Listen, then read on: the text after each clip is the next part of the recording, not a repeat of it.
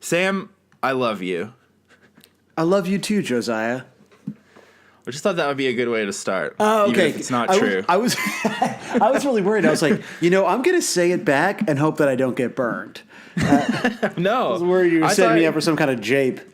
That would have been pretty good. But I thought and you know who else we love is we love our fans. In this order, we love ourselves. Yes. Each other. Uh-huh. Our fans. Yeah. The pod. Yes. Scott Rayner. Yes. The rest of Blink-182. Uh-huh. And then our wives. And so that's why we decided to do a fucking Valentine's Day exclusive. I mean, not exclusive, a surprise. A nice treat. Let's make this clear. There's not another episode coming out tomorrow. It's just a nice treat. It's just this one. It's just that these 4 hours are all you're going to get from us this week. You know what I like about that ranking, that perfectly accurate ranking, is that like neither of our wives would dispute it, like at all. Yeah, it's They'd true. be like, oh, that's a funny joke. They'd be like, no, that seems like based on, how much time you spend, with each other, talking to her about the Naish, talking about Scott Rayner. Like, even Ashley, who doesn't listen to the pod, certainly has heard me talk more about Scott Rayner than like talk to her in the last 84 weeks. So yeah. So happy Valentine's Day to this beautiful mess that we have created. Happy Valentine's Day to content. Yeah, it's true. That's really Valentine's Day. Truly is a celebration of the deep love that we all feel for content in its many forms. I mean, I think we're probably going to get into it a bit, but does anyone even care about Valentine's Day? I don't. Yeah, I mean, I think it's an interesting thing as a holiday because on one hand, it's like obviously like it's dumb and it's an invention of the greeting card companies. At the same time, like that feels like in and of itself like a sort of like a position that you take to like have a take. So it's kind of hard it's like it's like such a Bill Hicks ass thing to say. Yeah, exactly. I don't want to be that guy because that's like just sort of like dumb and contrarian. But I can't imagine being truly like agog, like just in love with Valentine's Day. So it's better to just ignore it by dropping an episode about love on the day. Well, even like, look, I don't want to be the kind of, I do. I'm not even going to pretend to preface it, but I like to talk about my tweets because it's funny when they pop off. But I was watching I finally did watch SNL after going extremely viral, shitting on it before I watched it. And I was like, damn, what if I actually like it? But it was awful. You had a viral SNL tweet on a week when you didn't watch SNL? I hadn't even watched it yet. I just knew that it would be bad. And I could see people making fun of it. So I just like shat all over SNL. Well, and I noticed even... You were right. Like, yeah, exactly. Like Nick Kroll faved it the other day. Wow. Since then. And I was like, damn, that's a loaded fave. Like, people are going to see that and know that Nick Kroll thinks SNL sucks. That's true. That was a brave fave. That is a brave fave. He put on his brave face to fave. But yeah, so people, I did a tweet about SNL. It is too much to explain, but it was funny. It was just basically about how SNL sucks. That's kind of the joke, yeah. Yeah, but it was like really dry, like more even dry than usual for me. So everyone thought that it was serious. Because it was like kind of like I was defending SNL, but pointing out it was something like, why do you hate on SNL? These people go to work every day. Like it was something like they have to come up with 40 minutes of new material every week, and there's 30 of them, and they get paid really well, and they don't have anything else to do, and they don't have another job. It was kind of like, as you read it, you were supposed to get that I was being sarcastic, but so many people thought I was like sincere. But also so many people thought that I literally work for SNL now. Yeah. Like people tweet at me all the time. They're like, well, maybe if you got rid of the liberal agenda on your show, then it would be funny again. And then someone was like, I would die to audition on SNL.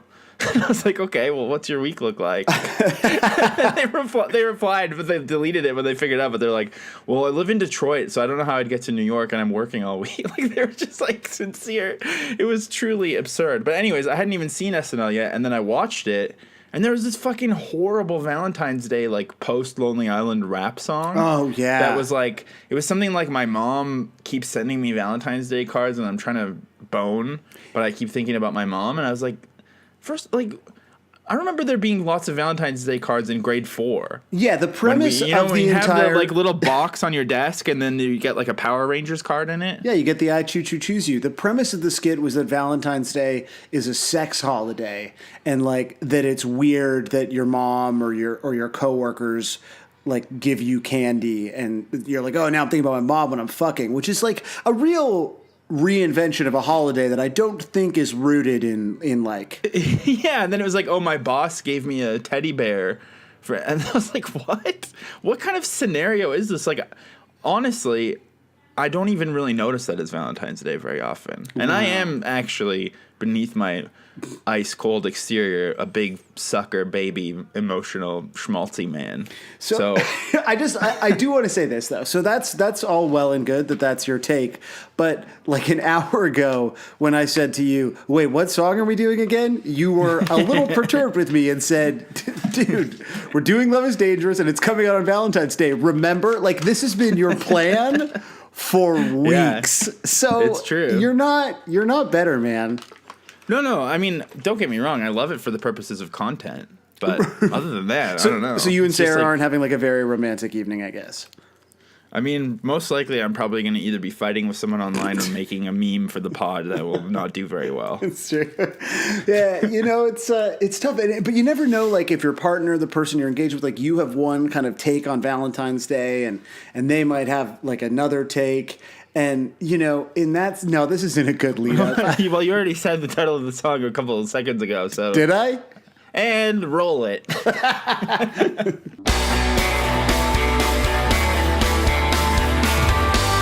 Sam, I love you. Josiah, look, same. I've been... Whoa, emotionally guarded. He can't say it, sorry, folks. man. I love you too. There we go. We should do that every episode when it's not Valentine's Day, too. Have to say we love each other. I think it'd be good and like very emotionally grounding. Mm-hmm. And a good way to remember when we get into little fights about things, like to understand that our foundation is still strong. About things you don't want to mention them because you know I'm going to riff on them. No, exactly. For the whole episode. Plus, like I'm trying to be seeker sensitive, so if I'm like the height fight and whatever, just the PC. Sam hates PC culture, and I'm not going to expand on that. You can just take what you will. Yeah, and I'm not going to clarify it either. I'm just going to leave that out there. You know what's funny though is like I did want to do Love is Dangerous on Valentine's Day, and I thought, oh, we should just release the episode a day early so that it comes out on Valentine's Day. But next year, Valentine's Day will be on a Friday, so we could have just waited a year and done it on Valentine's Day. Maybe we should just bank this episode and hope that everything that we say is still relevant. Right, just shelve it. Yeah, so right after this, we'll do Damn It for this week. Exactly. So coming to you from the past, Hope 2020 is tight as hell. How are the insects? It's like a time capsule. I was already thinking actually the other day about how this podcast is like, I guess other people listen to it, but for me, it's really just kind of like an audio diary of my life these few years. Do you think you're gonna the early 30s years? Think you're gonna like go back and listen to it when you're 80 or something and writing your memoirs? Yeah, exactly. Wow, I forgot about all of the diarrhea I had. So I was looking forward to this episode because we talk a lot about cum on this podcast, but we never talk about love, And wow. And I think, that's a shame. It's like we're sort of separating. Yeah, it's very secular to separate cum and love. Yeah. So you know what I mean? In that sense, we are binding the two again in a way that is going to be very comfortable for you and your people. Yeah. So we're respecting the holiness of the seed, all types of seeds, and understanding that you can't have the seed without the love. Look, why buy the cow if you're getting the milk for free? That's what I've always said. You do people don't realize this, but anytime something's bleeped out or there's cuts, yeah. I was like, if you look up wiki on WikiQuote, that is attributed to Josiah.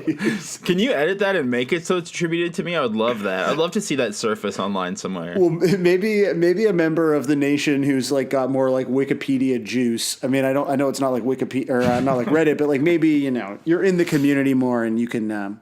Well, speaking of, there is a wiki for our podcast, and like it's completely empty though, right? Everyone, yeah, I thought you guys were more obsessed with us than that. I'm kind of disappointed, to be honest. It was definitely something that you said to me, and you were like, "Check it out!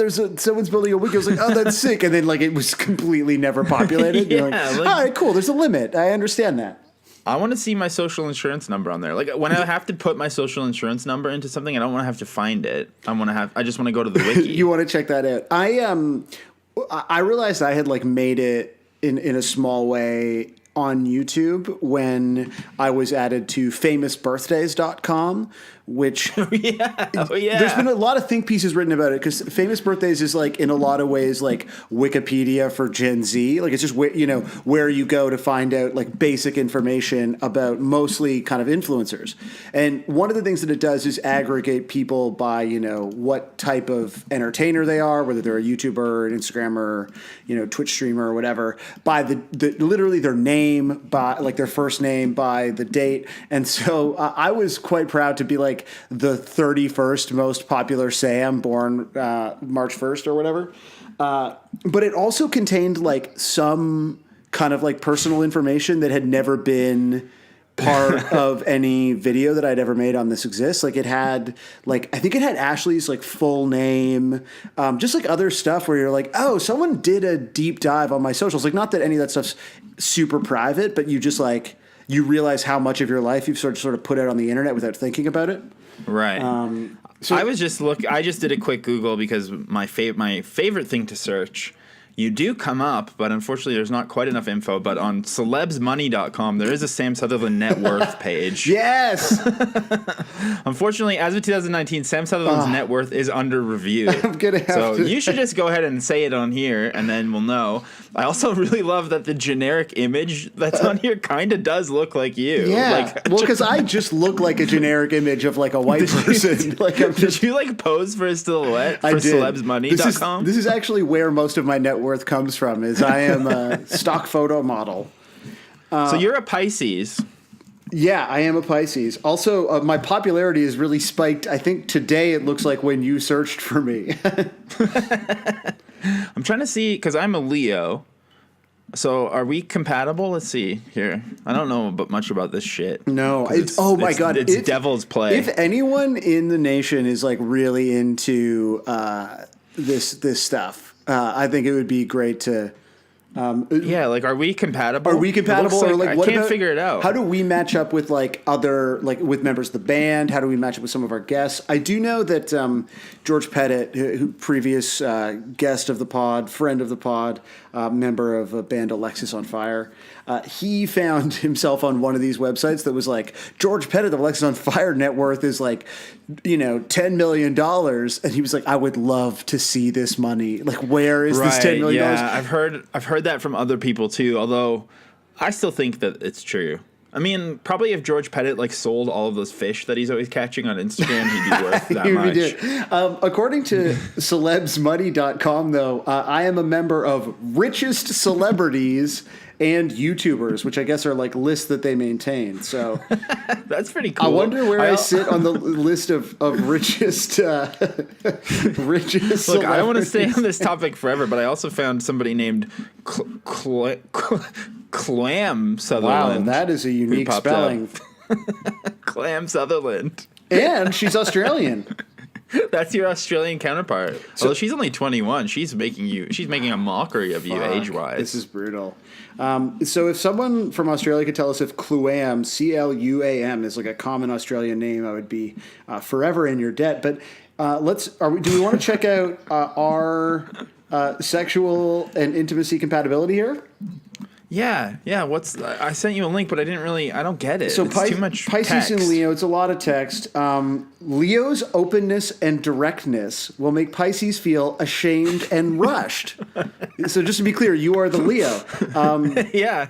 And their sex life could be delayed indefinitely until Pisces' partner feels secure enough to get naked.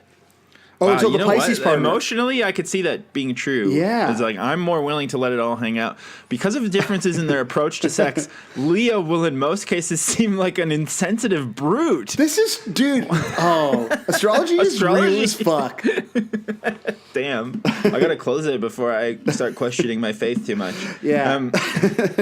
Well, you were saying you wanted to do this song because of love reasons. Yeah. I was really excited to do this song from the very beginning of the pod because I was so excited to hate on it so much.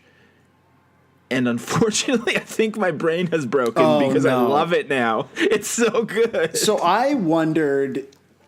I feel like I have not listened to this song since Neighborhoods came out because it's such a fucking turd. And a punchline that I remember like listening to it being like, cool, I never need to hear this again. And I really don't think I have. And I was like, maybe it'll be one of those things because especially with like the latter half of Neighborhoods, there's been a lot of like surprise pleasantries as we've gone through this process. And so I kind of thought that there was a chance that this would be one of those things where I was like, oh, it's corny, but it sounds like a killer song, right?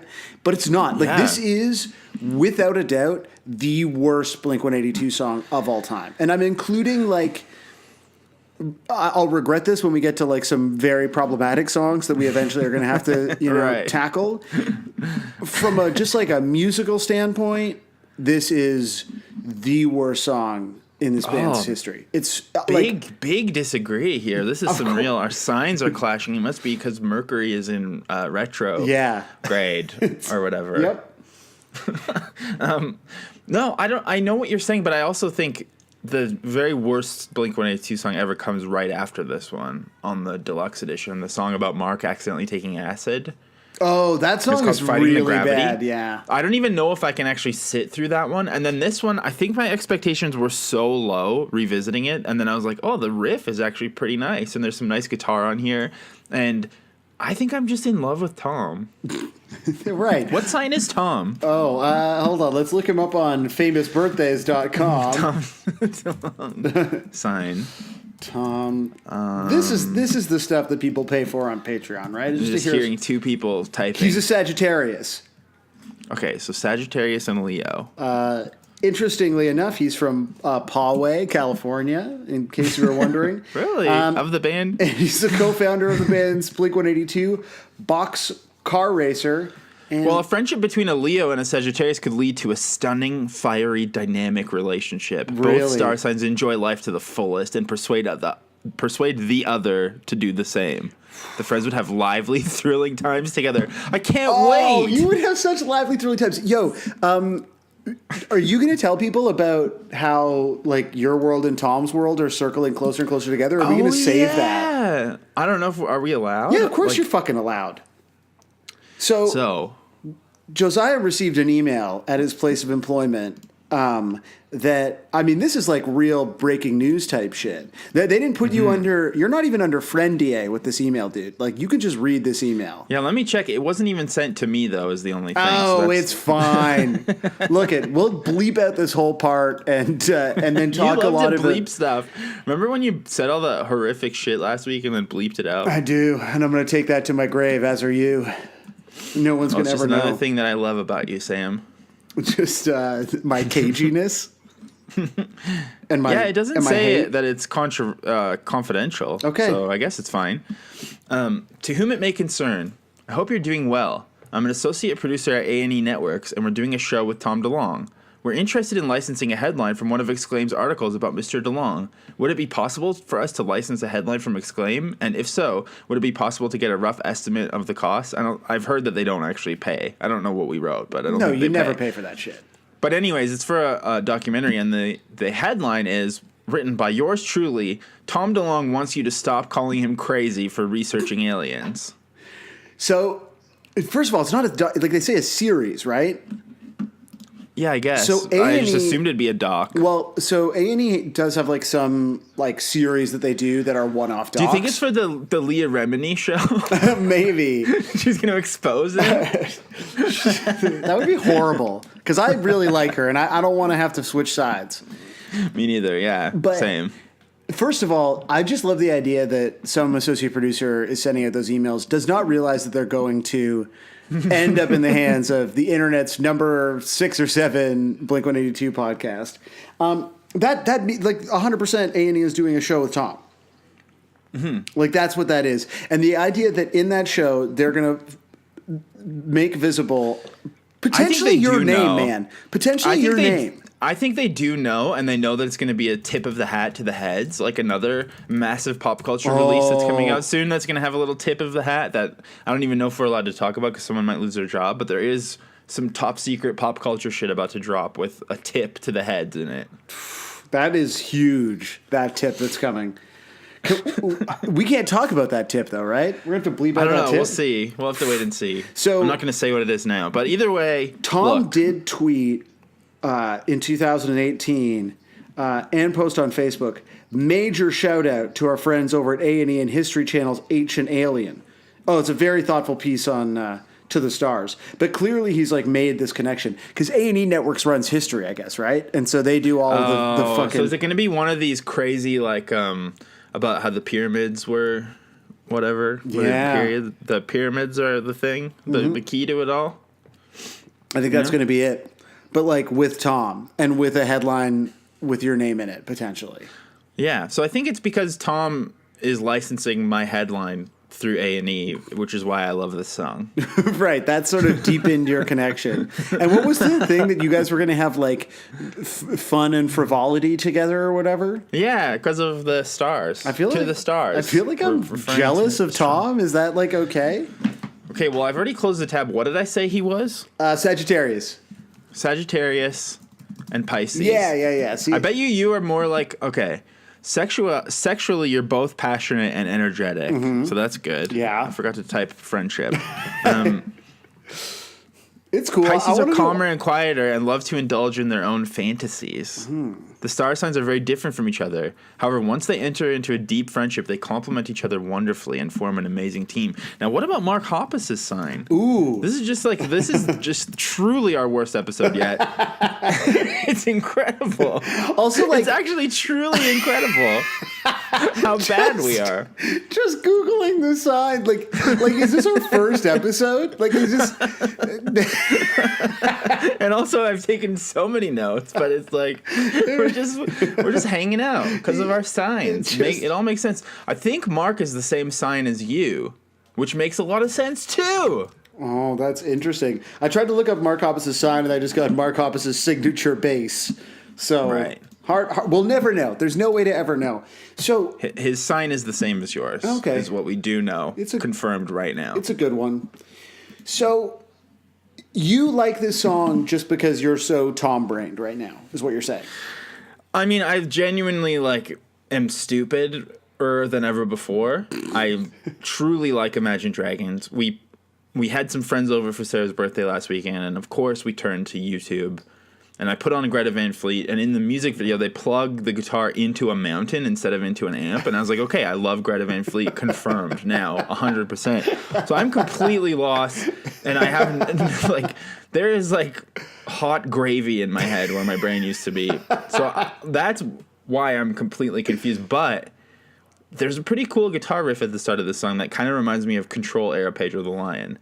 And I thought that the chorus was a little bit more aimless than it is. It's still bad, but it's I don't know. And also, we were talking earlier about how you forget all of your commitments that you make to me. And one of them was we were going to listen to every Angels and Airwaves album and then do a exclusive about it. You forgot to do it. We have time, man. It's not. You forgot. It's episode 84. But I've actually listened to 4 of the albums in the last couple weeks, and I think I'm starting to get it a little bit. Dude, you're just your third eye is open, and now you're getting a fourth and a fifth eye. You have too many eyes at this point. I do have too many eyes. Trying to think of a reference that would work to make a joke right there. We'll edit it in later. Yeah, we'll punch it up. We'll do our usual kind of cleanup of the episode. Yeah, it goes through a lot before it gets to your ears. Yeah, so what you just... And keep in mind, you are listening to the guy that went viral for criticizing one of the most esteemed comedic institutions of all time. It's true. So that 10 minutes of you and I Googling the birth dates of members of Blink-182, that was punched in. That was actually... We tested it first. Yeah, well, that's tightly scripted. We had a comedy, baby. two-way mirror in a mall room with a bunch of middle America people. Yeah, because see how they like it. The pod's got to play well in the flyover states. That's the bottom line, right? That's real America.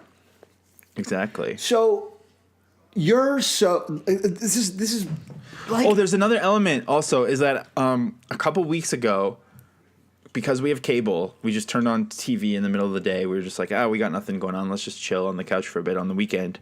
And we ended up watching an entire U2 concert film. And then that part of me awoke again, where I was like, oh, shit, I think I really like U2 also.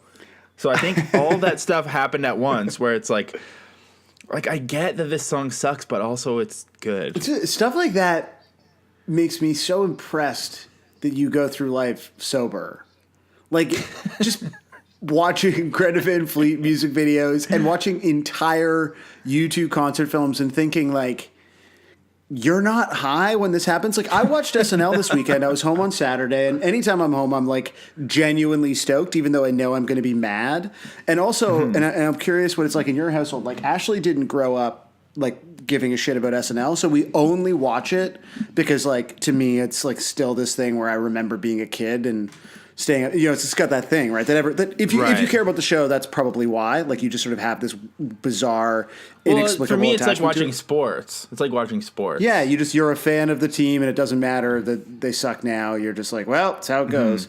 So, like, I'm watching it, but at least, like, I get high, and I, like, cry laughing at it sometimes because I hate it, sometimes because I do find a joke funny and I'm embarrassed by it, and then, like, by the time, like, it's like post weekend update, I'm like literally there, like, apologize, like, just being like, Ashley, I'm so sorry that this disease has infected you as part of I'm like, why do I do this? Why does anyone do this? And you're doing all that, like, with just like a seltzer in your hand. Yeah, exactly. I think I'm chasing that cringe. That's why. Yeah. It's like, that's what I get high off of. Right. How was the tone on the mountain though? Oh man. It was sick, and like a bunch, like even Carl, who always loves to cringe with me, got viscerally angry that I was making him watch Greta Van Fleet videos, and that just made me feel even more into it. Oh, it's just terrible, man. Truly terrible. So yeah, I think I'm as we say on this pod a lot because we're so intelligent, I think I might be an unreliable narrator, but I like this song now. So when Tom, like, because let's just talk about, to me, this song is just like nothing but a chorus. Like, it exists only, it's like a brain in a jar. It's just love. It's just that hook. It just feels like everything is sort of building up to this chorus, which is so bad. And so when you hear that chorus, when you hear it, when the fucking skies open up and all of the U2 influence in Tom just fucking drops straight out and into you, and you hear love and generous, like, you are like, this is good. I like this. I like what's happening. And also, right now. That's so basic of you to think that a chorus is what makes a song good or not. It's like, I can't believe at this point you're still talking about choruses as if that even matters. Choruses are the only thing that matters. That's not true. Yeah, it's 100. Look at sick riff, cool. Oh, the verse is good. Like, we talk about these things because we have to, because we've created this prison wherein we have to, like, pretend that verses and bridges are, like, worth dissecting. Is it a prison? Is it a prison or is it a prism? Fuck, that's deep. That seems like a good tweet for, like, a Banksy type account. Yeah, that's like good. some, like, woke white guy to tweet during Black History Month, and everyone's like, no, don't do this. Are you sure that you're in a prison, or are you in a prison? Yeah, exactly. A new way of seeing things. Let the light refract. Jesus. No, like, I admit the chorus is really bad, and especially the song still sounds like it's half written. I guess I was expecting to hate it so much, and I was so excited to just, like, talk about something shitty and dunk on it forever and feel so much self-esteem because of that. But now I just realized that maybe I'm the bad guy. See, I had just such a different approach coming into it, where I thought, I'm going to like this, even though I thought it sucked. And so I was, like, totally, my heart was open on this most holy of heart opening days, and just it snapped shut, man. Also, the song is mostly chorus. When you say it's basic of me, like I'm just looking at Genius right now, and it's like verse, chorus, verse, and then just a massive block of chorus. Look, he says the phrase "love is dangerous" a lot of fucking times, and it's a very stupid statement that doesn't mean anything. But maybe it means everything. Maybe loving is the most dangerous thing you can do because, I don't know. I don't know how to be that positive. But 16, 18, 20, 22. 24 times in this song he says love. Like, that's a lot. And that's also only choruses. Like, I don't think he pulls back in the verses. He wants the love to, like, truly hit you in the chorus. Okay, but when this album first came out, I never made it all the way through. And then I only listened to it on a road trip to a wedding. On the theme of love. That's so lovely. Is the couple still together? How did... They sure are, yeah. I put it on a road trip like probably 4 years ago, and by the time we got to this song, Sarah was furious with me for making her listen to the whole thing, and it was so bad that I almost like swerved off the road on purpose. So I really, truly had such, and I think that's why it's good to hate everything, because then you're pleasantly surprised. Right, I thought you were going to be like, because then you can just die, and right, yeah, well, that too. You just wouldn't have to live in this world anymore. Like, so okay, I want to understand what it is that you like about the song. So first of all, you're saying you think the riff is good. Yeah, I think, like, I didn't think that it ever came in my memory of it. I thought that it was just, like, synths the whole time and him saying love is dangerous. But there is a little guitar lead at the start that sounds kind of like it could be a Pedro the Lion outtake from Control, which is, like, a reference only for me, I think, at this point. But then, I think most people who are still listening to this podcast are like all got to be Christian music fans. Oh yeah. No one's lasted this far into this project without just like fully adopting that perspective. I read a fucking book about Christian music to try to understand the podcast. At the end of the podcast at Bill's house, we're going to have baptisms as well. So I'm looking forward to that. To be honest, that's bringing more people into the fold. It's a really good idea. If just like ICP style, like, you know, the way like all the ICP records ended with them being like, the Dark Carnival is God, you fucks. And you're like, what? If we just revealed at the end of Blink-155 that we were hiding in plain sight and straight up it was... this was our, what's it called when you go out and our mission? Yeah. Yeah. It's a witnessing opportunity. Yeah. I also actually kind of think I've had it with this damn double vision. Kind of a good line at the start of a song. Sorry, but it kind of is. Yes, that's good. To be honest. And then, to be honest, the verses lyrically are not terrible, with the exception of the sort of image that he tries to paint in verse 2, where he says, I'm back at it. I just don't seem to listen. I see your lips, but I just can't hear the sound. It's all static, just like my television.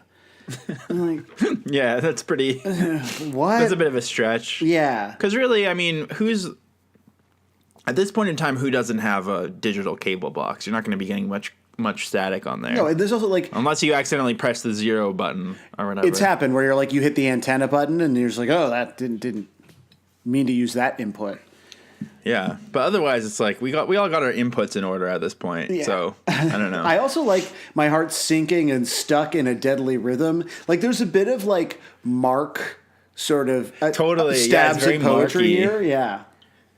But yeah, it seems like he's trying a little bit, and then love is dangerous is not good. I agree, it's not good, but it's also like when you hear Tom in his like elf alien leader voice being like love is dangerous, you're like, oh, Tom, you're such a whatever your sign is. I don't remember.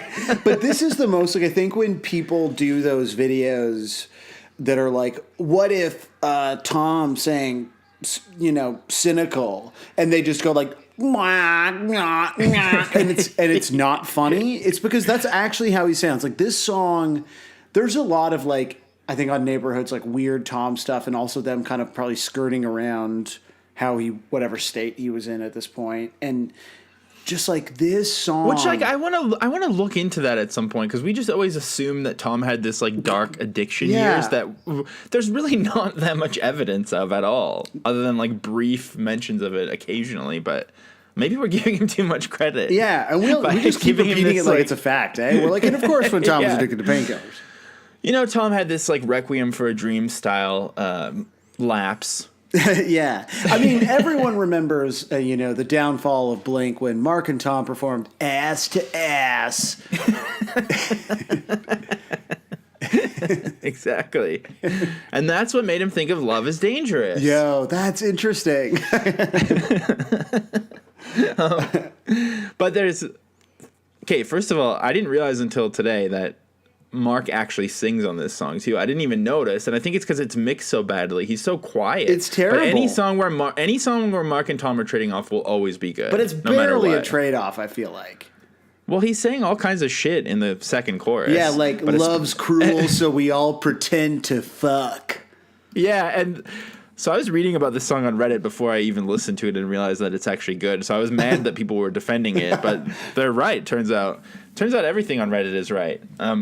But there's some debate about if that's like written down wrong. So someone isolated it to prove that he says that, because that is just that like somehow that one line is worse than the entire song. I'm not gonna lie.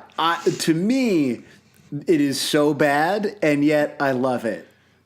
Well, let's listen to just that line for a sec.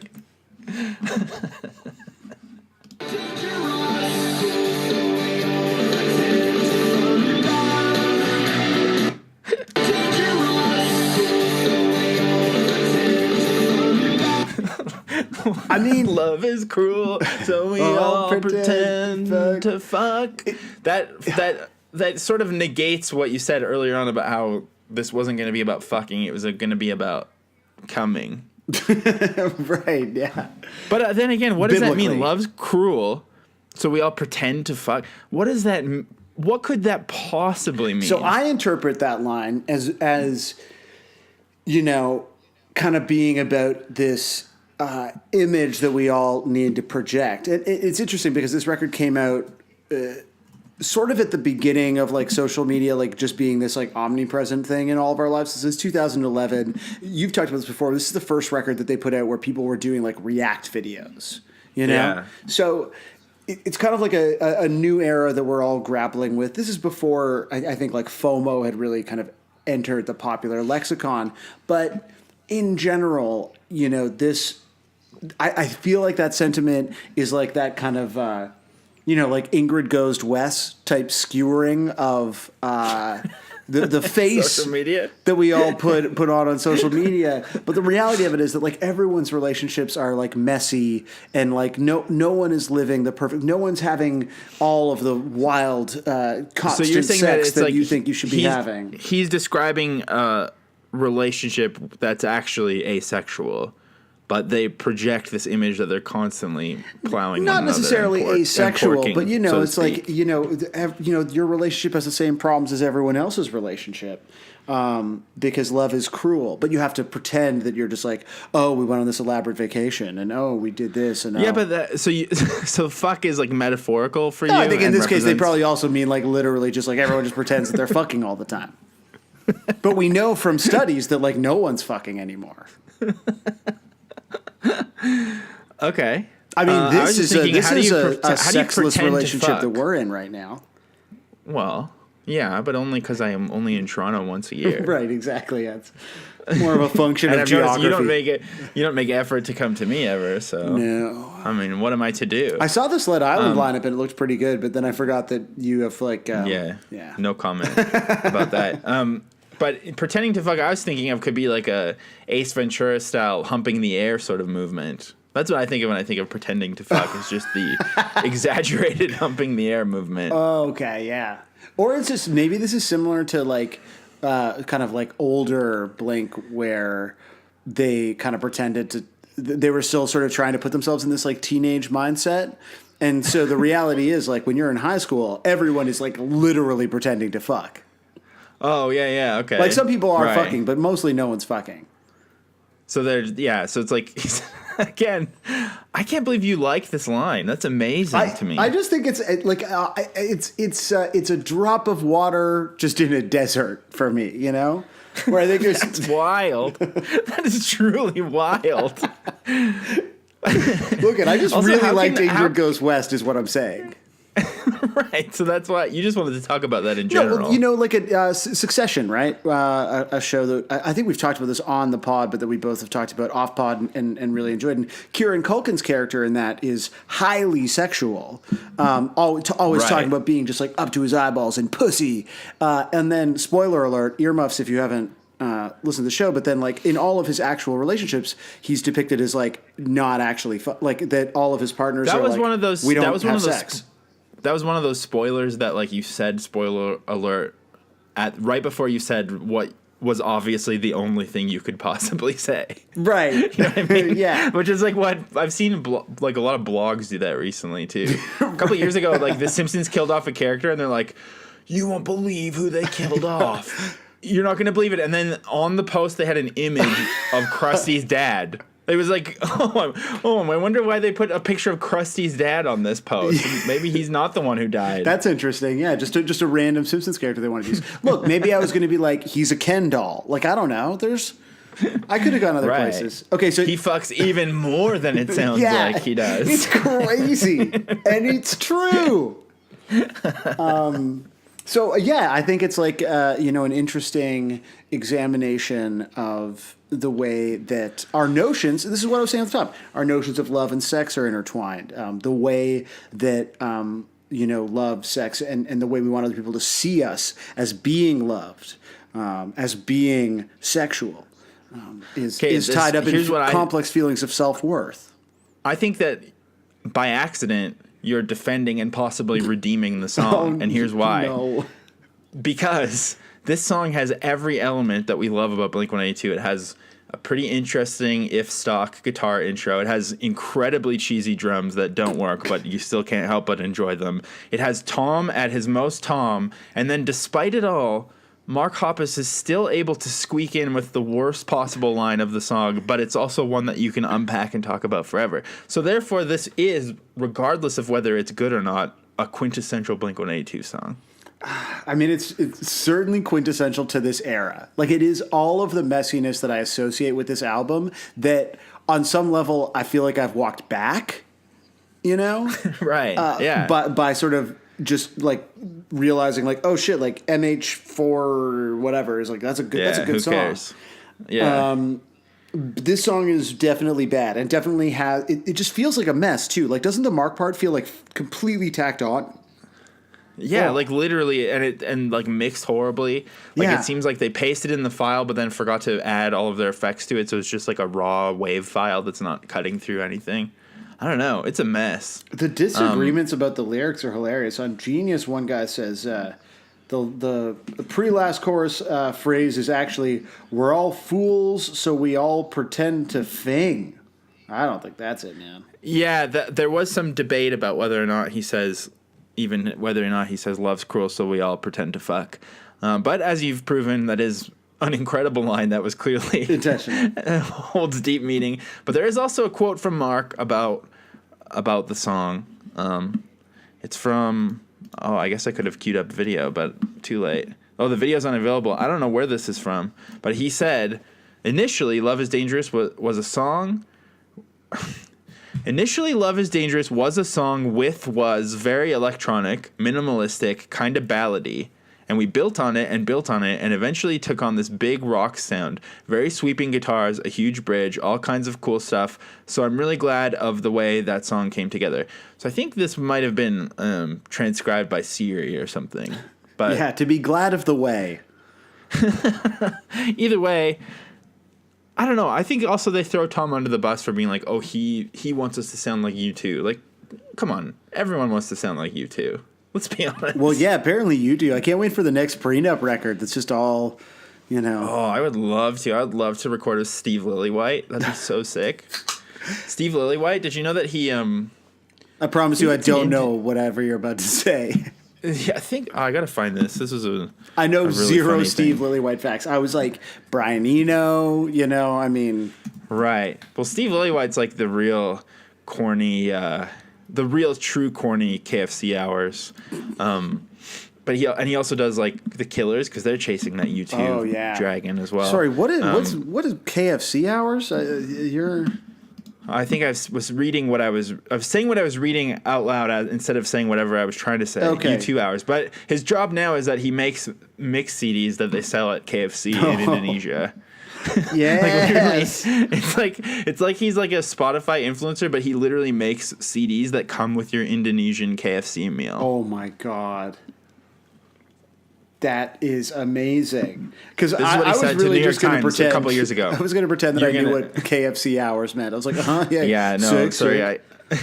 My brain is getting so ruined by the podcast that all of my words, I'm becoming like dyslexic, but with full words that are spelled correctly, but just come out in the wrong order. Yeah. It's really quite interesting. Someone should do a study on me, actually. This is what Steve Lillywhite said to the New York Times. My job is basically like running a record label, except this record label also happens to sell chicken. Record companies pitch artists to me, and I'll say either yes or no, or I'll approach an unsigned artist and say, I will guarantee you a slot in KFC if you sign directly with us. Oh Isn't that sick? Imagine being signed like there was a while where Mountain Dew was making a real go at running a record label. So it was Green Label, right? Green Label Sound. And they put out Matt and Kim records. Like, they put out successful records under that banner. Scion, the Toyota sub-brand. Of course. They were incredibly active in metal and hardcore. Didn't they do like a Magruder They did a Magruder Grind record? They did a Melvins record. They put out a Revocation EP. There's like a lot of think pieces about that in like MRR and stuff. It was very strange. I mean, they were funding music videos. They paid for a Tombs music video. Like, just crazy shit. But just the idea of like signing exclusively to the KFC label. Like, at least Green Label was ostensibly like a record label separate from Mountain Dew. It wasn't called like Mountain Dew Records. And I think signing directly with KFC is way cooler because Scion was like, we're gonna pay for a bunch of music, and then some fucking dork asshole who wears Google glasses is gonna think that he'll be cool if he buys a Scion. It's like this weird switch. Whereas if you're a meat eater, you know that KFC kicks ass and it's good and like it's cool. It's totally fine. yeah, it's true. I'm a Popeyes man myself. Oh hell yeah! I mean, there's room for both. Yeah, that's true, man. Why do we always have to pit like beautiful things against each other? If you eat meat, Ain't that the truth? Yeah. So because it's like romance season, and there's love in the air, I'm gonna do something that I've never done on the pod before, and I've always wanted to do, but I haven't. But finally get to do. Google the signs of all the members of Blink-182. Well, check out our compatibility. Spend about 15, 20 minutes kind of just typing. No. Okay. This week we have a Wattpad Blink-182 fanfic story entitled Love is Dangerous. Yes. From a mini novella called Fighting the Gravity. Oh. And to make things even better, rather than have to hear us stumble through it and prove that we're not very good at reading out loud, I have enlisted our friend Derek, who appeared on the Los Angeles episode way back when, to do a reading of this for us. Incredible. So we're going to listen to Derek read it now, and then we're going to talk about it.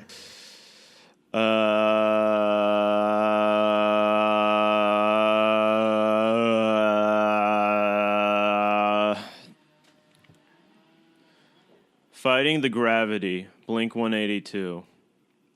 Fan fiction. Mark Hoppus, Tom DeLonge, and Travis Barker are back together. They're enjoying the ride and doing what they love. They've never been happier, or so it would seem. Love is dangerous. We were all back on the tour bus after another great show. I was a lot more energetic after the show this night. However, Travis had went straight to sleep once we got on the bus. Tom was searching for a late-night snack and eventually hunted down some cereal. I just sat quietly watching him whilst our driver began another night's journey. Tom sat himself next to me, munching away on his bowl of sugar puffs. "You not hungry?" he asked, wiping milk off from his upper lip. "Nah, I'm good," I smiled. "Surprised you aren't away to sleep too after tonight. You really put every bit of effort into tonight." Tom grinned. "I'm always full of energy, and Jennifer is well aware of that too." His smile grew wider, and he gave me a wink. I pictured Tom with Jennifer in bed and suddenly wished to erase the image from my mind. Too much information, thanks, I replied, rolling my eyes.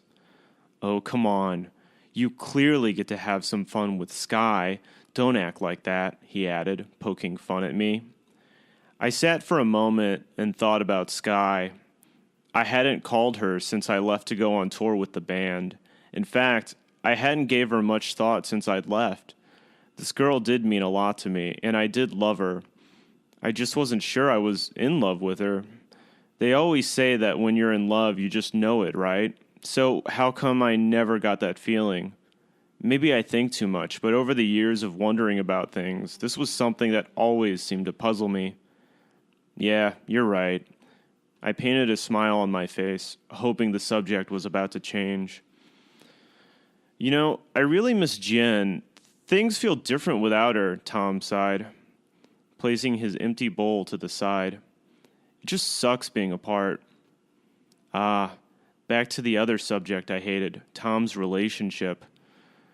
This guy was my best friend, and obviously I cared about how he felt, but for some reason I got jealous of Jennifer a lot. The way she was more important to Tom than I was. I'd known him since we were both kids, and friends should always come before girls, right? I just get jealous too easily. Even when Travis and Tom would spend a lot of time together, I'd feel uneasy about it. Absence makes the heart grow fonder, I shrugged, pretending to empathize. Tom nodded his head in agreement. I guess you're right, buddy. He then began to look out of the window, watching the blur of trees passing by quickly. Do you believe in true love? He asked, not taking his attention away from outside. I haven't really thought about it, I answered truthfully. Tom sighed and turned back towards me. I hope it does. I hope that me and Jennifer last forever, he said before standing up. I'm going to sleep now. Talk in the morning? Sure. Stop feeling so down, I told him. You'll see her soon. He then pulled a half smile and walked off to go to sleep. I don't know why, but for some reason those last few things Tom had said made me feel pretty low. Part of me always hoped Jennifer and Tom would be together for a little while before Tom found someone else to mess about with. However, he'd married the girl and been with her for years. The feeling started to come back to me, the reason I knew I wasn't in love with Sky, the reason I was jealous of everyone Tom became close to, the reason I needed to get away from Blink-182 before. I was in love with my best friend. I couldn't just keep pushing these feelings aside, brush it off as being close to him. I had strong feelings for the guy. During the split, I thought I'd lost them. Yet now that we're all back on tour, they had returned, only this time they felt even stronger. I felt tears running down my cheeks.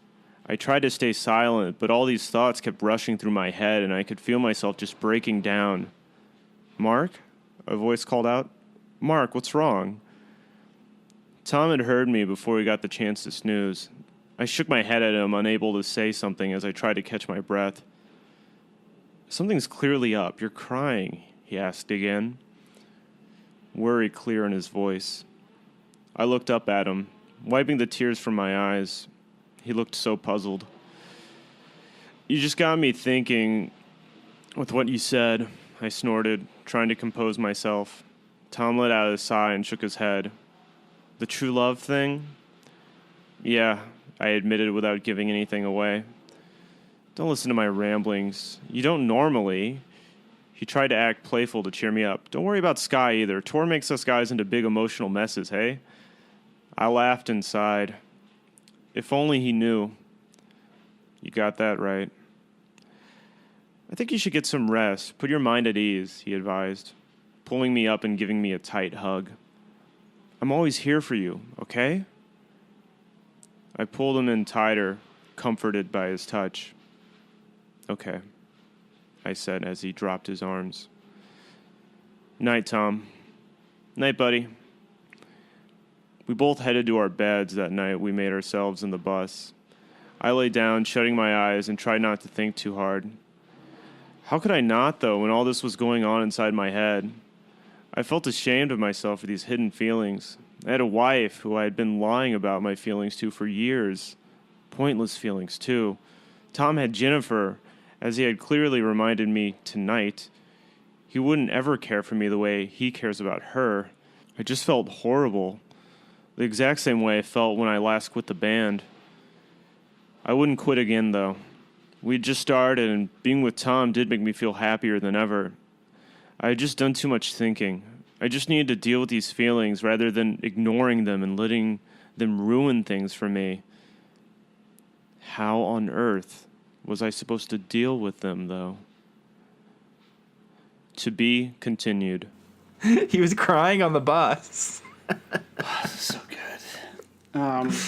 So thank you to Wattpad user Pixie Dust X, Pixie 2E's Dust X, for that totally unrelatable tale of realizing that you're in love with the person that You spend the most time you spend all with. this time with on like a creative project. It's got Blink in the name. Again, can't relate, but just sort of wondering what all those feelings mean, trying to unpack them. And thank you, Derek, for reading it, of course. Thank you, Derek. But I gotta say, not to poke holes in this, but it seems like they're sharing a tour bus in this story, and we know for a fact that I think they had like each member had 2 tour buses or whatever. It was like a fleet of tour buses. Why are you to be as fact checking wasteful as this sweet story of love? I don't know. This is Someone so has to. unnecessary, man. So good. I mean, we've already been reading horoscopes all night. We could just silently read Wattpads as well. Let's just enjoy this moment being with each other. Yeah, just 2 guys hanging out. But I really do think that maybe Mark and Tom like feel a void since they've turned on each other. Don't you? Like, how could they? That's crazy. Dude, like I can't even imagine, because like I've been, Because you're like obsessed with your friends also, Yeah. more than anyone else on earth. dude, I've been, even just like you think about kind of creative pursuits, like I've been in a band with the same people, like no one has left for 10 years, and we're not like popular and we don't tour all the time, and it's not our job. But like if I were to lose touch with any one of those, I mean, any one of my friends, but I just think about like just the very sort of the most basic one-to-one comparison I could make, like it would be devastating for me. Like, you know what I mean? Like those are people that I like, that I truly love. And What about the one you're mean to, though? You could probably lose him. Yeah. No, Joel, the drummer, who cares? But Yeah, that's you know, fine. Just get a click track. Yeah, exactly. It'd be so much easier. Friggin' drummers are always late to practice. Hey, so there's a brain scientist, and he's selling brains, and someone comes in and says, "Hey, I'd like to buy a brain." And the scientist says, "Well, we've got 3 options. We've got a rocket scientist brain, that's $100, and we have a construction worker's brain, and that's $150, and then we have a drummer's brain, and that's $1,000." And the person says, "Well, why is the drummer's brain so much more expensive?" And the brain scientist says, "Because it's never been used." Oh my god. Yeah. That's pretty fucked up to say, because my wife is a drummer, and so you're talking about women being brainless. So I don't Right. know. Well, we It's already kind of touched on messed up. my just how much I abhor PC culture earlier, and we didn't get into specifics. And the specifics are that I think women are dumb. That joke was so bad that I honestly thought you were making it up as you went along until like maybe the last 2 seconds. When you sensed that I was bringing it all home. Yeah. And even then I was like, Sam says he's not that good at improvising, but I think maybe he's this good. Thanks, man. I appreciate that. Okay. Should we keep talking about this song? That like pause is, I need you to know, like always the most terrifying part of of doing this podcast, because we'll sort of be like bantering and stuff, and then I'll be like, okay, cool, that bit is sort of coming to a close, so I'll kind of like stop responding, and then I can see that you're looking at like so many notes, and you're not sure where to go, because and it's always like once we've been talking for a while, and you're like trying to balance like time and the tremendous amount of effort that you put into researching the episode, and so it's just you being like, ooh, what direction do we take this? And it's when I realize that like I'm going to be here all night. You really are. You really are. And now I'm going to talk slower and just really circle around That's it. good. The halftime version of this is going to be electrifying. I wasn't sure if I would do this or not, but I think I will, because we've been sort of hovering around Calgary a little bit lately. Have you ever heard of a band called The Dudes before? Yeah. This is like a West Coast thing, right? They're from Calgary, and they're one of those bands who, like, I think just at this point somehow just plays like CMW or like Canadian music industry showcases, and then like snowboard store Christmas parties, maybe. Sick. I don't know. They're like, but they were like former like scene heroes in Calgary when I didn't live here. And their early stuff, they used to sound like kind of a Modest Mouse ripoff, but now they play like. To me, they kind of sound like that band Monster Truck. It's all like rock, right? Really yeah. like rockin' rocker music. Not really my thing. I don't want to start a fight with anyone, but yeah, I'm not really into it. You're literally just telling me about watching Greta Van Fleet plug a guitar into a mountain and thinking that it was sick. It's true. Yeah, I don't know. There's something about these guys that it's not giving me the right. I definitely like Greta Van Fleet more than I like the Dudes. But anyways, I've always kind of been haunted by the Dudes and just kind of like not really loving them, but they're always everywhere. They're kind of just like constantly everywhere. They're appearing on Facebook threads that I'm in. They're just always everywhere. So they're sort of like a constant presence in my orbit that I'm just like indifferent to at best. But anyways, they have a song called Love is Dangerous. So I was like, well, I guess we kind of have to check it out, because it's like, if I'm being honest with myself, I have to go here. You know what I mean? I totally understand that. But this is from before they went like full on. Like, they almost had one of their rock songs with, like, a pentatonic rock riff be, like, the Flames scoring a goal song. But before they got to that level, they had this album, and I don't know if this is, like, when they were still sounding like Modest Mouse or what, but this is, like, I think this album was the one where they got, like, a Rogers commercial or something. This is so Canadian. Yeah, this album is called CMW, Rogers commercials, yeah. Flames games. So this is called... The album is called Brain, Heart, Guitar, which is just very, very like earnest rock man kind of vibe. But the song is called Love is Dangerous, so I thought, you know what? We got to. And I also love when people post things on YouTube and say, no copyright intended. What does that mean? Do you mean no copyright infringement intended? It's impossible to know what Haley A. Read or Reed meant when she posted this. Yeah, some 10 years ago also. I'm so into you right now, but I could fall right out of love just like that. You couldn't place the blame on us, 'cause love is dangerous. Nobody will know better than I do. I'm not trying to break your heart.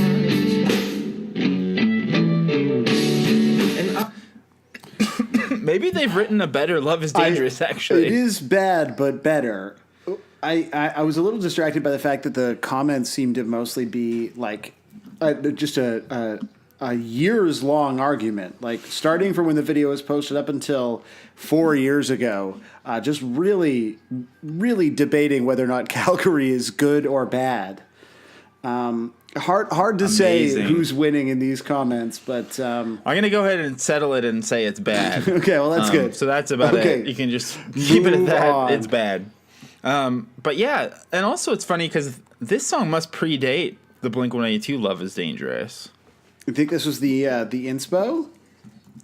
I wonder. Yeah, 2009. Like 2009 added to YouTube. Like this could be even older. Yeah, who knows? We can't ask Haley because no copyright was intended here. Right. Oh, I guess Fleetwood Mac has a song called "Love Is Dangerous." Could that be where it comes from? 1990 Fleetwood Mac, though. Wait, like, who what? knows about that shit? Fleetwood Mac put out an album in 1990? I guess That's so. not right. Love is Dangerous is a song released in 1990 by British American band Fleetwood Mac from their album Behind the Mask. We got to hear that one too. It's the 15th studio album. Like, imagine giving enough of a shit about any band to listen to their 15th be on album 15? Yeah, like not to do a podcast like this, but to just like indulge them so far past their prime. Maybe it's good. Let's check it out. Oh, the cover is hilarious. Okay, this is Love is Dangerous by Fleetwood Mac.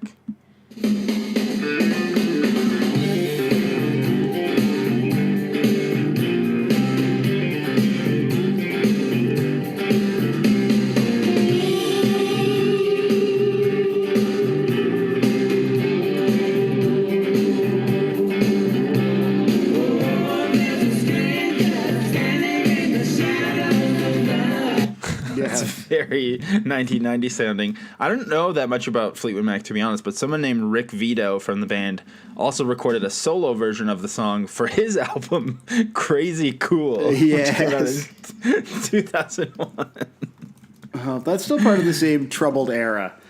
Like, it's got to be tough when you're someone who's an icon and like you kind of just got to keep going because it's your job and you're a creative person, but you're just making shit like Mark that. Hoppus, you mean? Yeah, but completely right. Like that's so interesting. Like we don't realize it, but that's what's happening.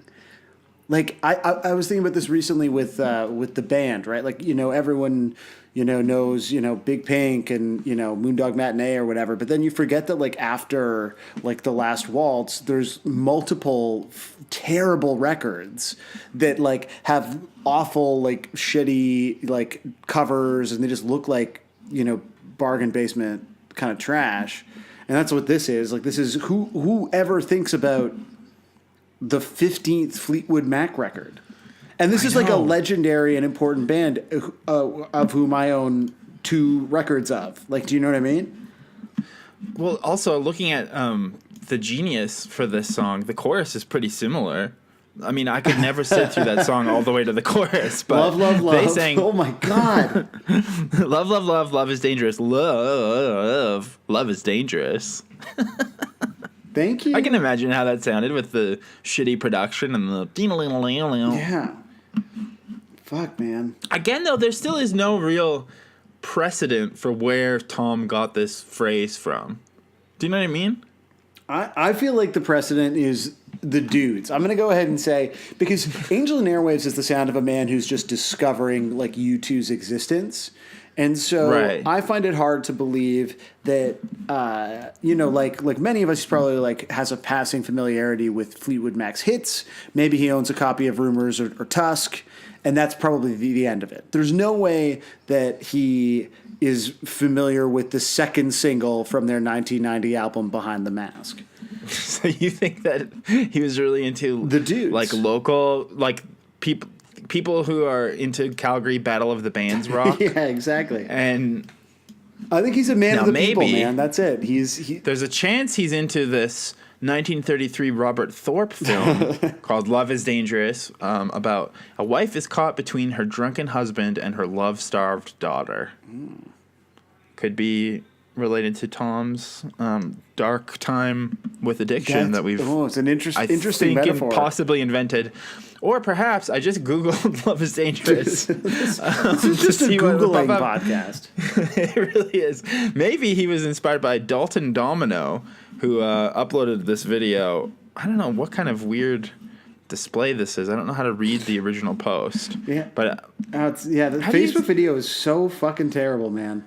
What? Like, how do you see the information? I don't know. This is Facebook Watch. Okay, here we go. He wrote, "Here's a new song called Love is Dangerous. Share it with your friends." I don't know when he posted this. The comments are from 46 weeks ago. Like, why would you list it like that? How does that help anyone? Facebook Watch. I don't know how many weeks that was. More like Facebook Washed. Oh, shit. You're going to be hearing from Zuck about that one. I know. Okay, here's Dalton Domino's song Love is Dangerous. Fuck. Where's the sound, Facebook? Oh, my God. Oh. Train.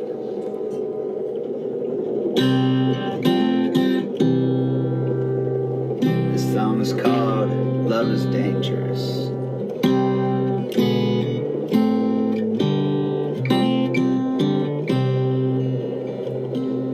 I got coffee on the burner. Got some thoughts on a page. Got a feeling in my head and a haze in my eyes that says I ain't slept in days.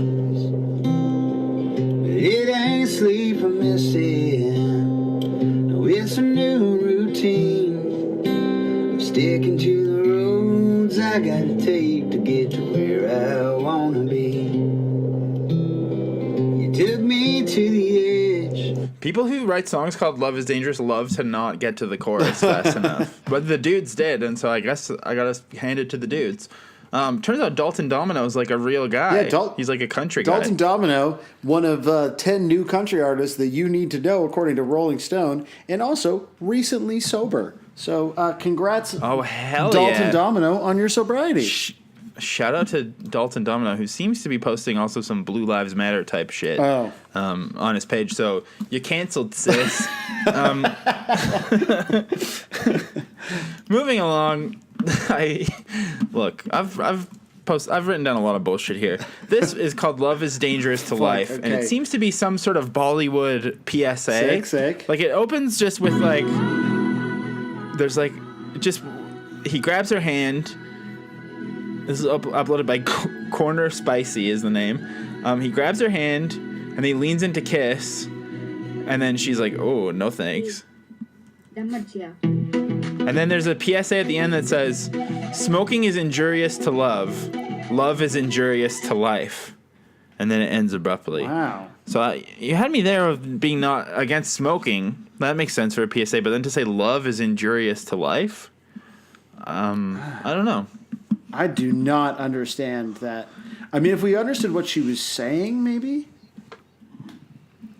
Smoking is injurious to love. Okay, yeah. I mean, I don't want to love someone if they have nasty cig breath. Well, that's what some people would say. I miss cigs every day, so maybe I would like that. I'd love to kiss some cig breath. Maybe, especially Sig Mark. Are you kidding me? But to say love is injurious to life, are they saying that, like, love is dangerous. It's gonna, like, ruin your life. Maybe in a good way, maybe not. But you know what? I'm wondering if it's like a mistranslation. Like maybe they're trying to. Maybe it's like a no glove, no love type situation. Right. That's the only thing I can think of, because otherwise this is quite troubling. Well, before we embark on our big cover journey here, before us two lovers get under the covers, as I'm gonna start saying now about that section, our guest this week actually was looking some shit up, so we're gonna talk to him later. But he sent me this, and this is a mashup of Linkin Park with Blink-182 for the song. So it's Linkin Park's New Divide. Did you ever listen to Linkin Park? I never did. No. I know when people die, you're supposed to pretend that you always liked their music, but I didn't. So sorry. Rest in peace. You didn't even pretend? No, you didn't post something that was like, the one time I got to interview Chester, he looked me in the eyes and he said, "Thank you for your time, Josiah, and I'll always cherish that moment." The one Rest time I in power. aggregated this news about this one was tough to write. It was always a pleasure to embed Chester's tweets in my posts. This is the post I never thought I'd wake up to write. Everyone's death is always about me. That's a shame you didn't get it. Well, you didn't use the opportunity. I didn't do that about Linkin Park. No, I didn't, or about anything else. But this, I don't know. I've never gotten into them. But then I was thinking the other day, talking to someone about Linkin Park, like, I think Numb is so good now, and I didn't quite a few years ago. And I think Linkin Park would be ironically appreciated now, the way that Korn has been in recent years, I think. That's interesting. I mean, like, the Fort Minor stuff that Mike Shinoda did had, like, kind of some cool shit in it, and he ended up working with Jonah Matranga from Far. Shout out Sacramento. I do think that they were rooted in like some kind of like decent post-hardcore influences, and also One Step Closer is like a huge banger, as is the other one. It starts with one. No, In the End is a fucking huge tune. Oh, yeah. But otherwise, I never really got it. Me neither, but I think I would now. I think that everyone just needs to stick around for long enough. Like more and more people are going to wake up to Imagine Dragons in the years to come and realize that they're not that bad. And similarly, I think that if Mumford and Sons hadn't ditched the like hillbilly music vibe, people would be into it by now. Right, if they had just you sort just of have to like seen it bravely through. power Yeah. through it. Yeah.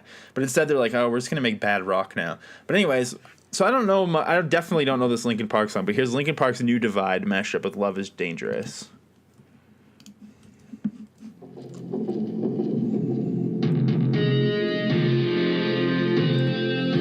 Oh, I should point out this is by Darren Butts. Hell yeah.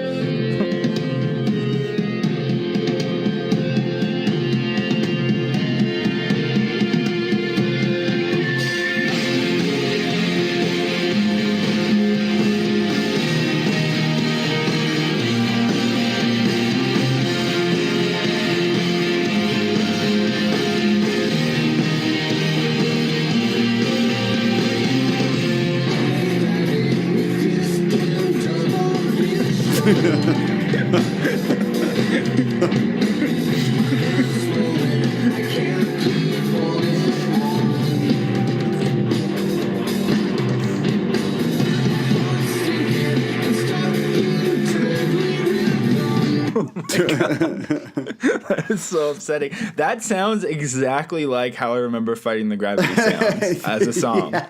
I'm terrified of that one, to be honest, because those are bonus tracks. Like, this is originally how the album ended. Yeah. So- Which I also think, like, if you're gonna end the album, if you have to put a half-written U2 song somewhere, put it at the end of the album and pretend it's like a good album closer. Yeah. I'm into it. I just think it's entirely possible I've never heard Fighting the Gravity or Even If She Falls, and so I cannot wait to explore those worlds. But yeah, that was sick. I loved it. Rest in peace, Chester. Yeah. Oh yeah. I'll always remember the time we talked about you on our podcast. Chester, I barely know her. Rest in peace. God damn. Okay, moving along. Do you want to get into covers or what? I mean, it's quite a commitment here. Yeah, let's do covers. Let's All get right, under the covers. What was your good joke? Who can remember? There's so many great jokes here on Blink 155. It's true. The pod that makes you smart. But since this song is so like earnest, I thought, and there's going to be a lot of overwrought acoustic shit. I thought we should ease into it with our boy, Michael Showalter himself. Yes. Odie Acoustic. What happened to that German guy that I'm friends? He never pops up anymore. Lucas Leo something? Dio? No, Leo Dio just covered that Miley Cyrus. What's his name song? Fuck, what? I don't know, man. I don't follow Leo Dio. What's that producer's name? He also co-wrote Shallow. Ronson. Oh, Mark Ronson.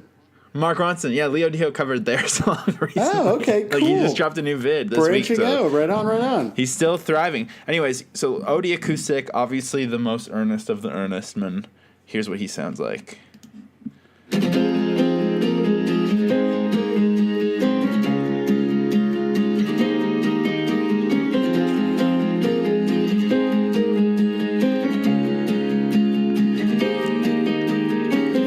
I've had it with distant double vision.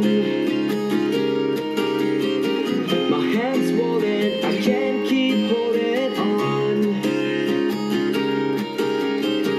My heart's sinking and stuck in deadly rhythm. I can't fake it, I can't brush it off.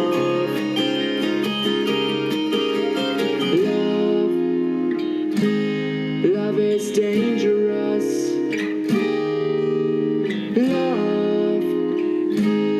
Love is so dangerous, dangerous. So I love the song now. Knew it! It's just because I love Coop so much. Yeah, I love Coop.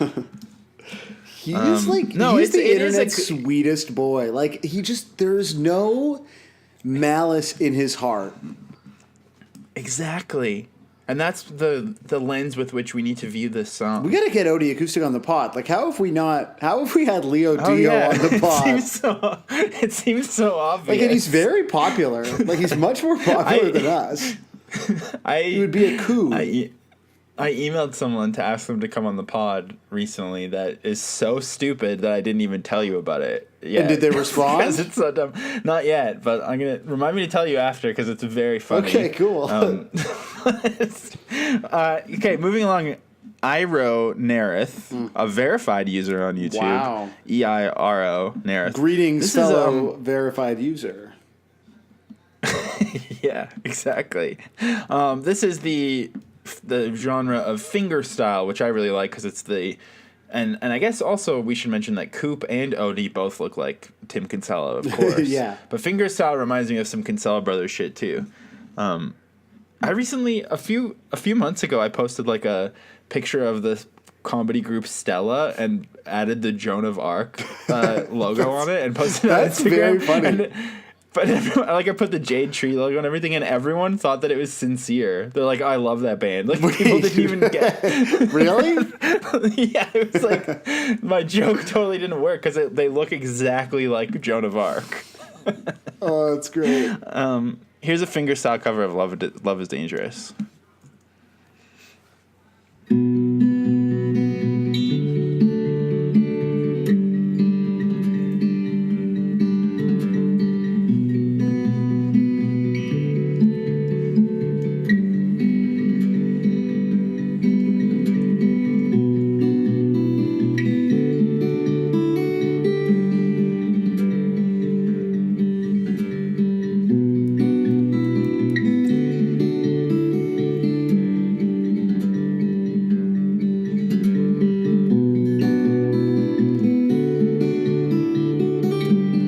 Whoa, I just realized the melody is reused in Bored to Death.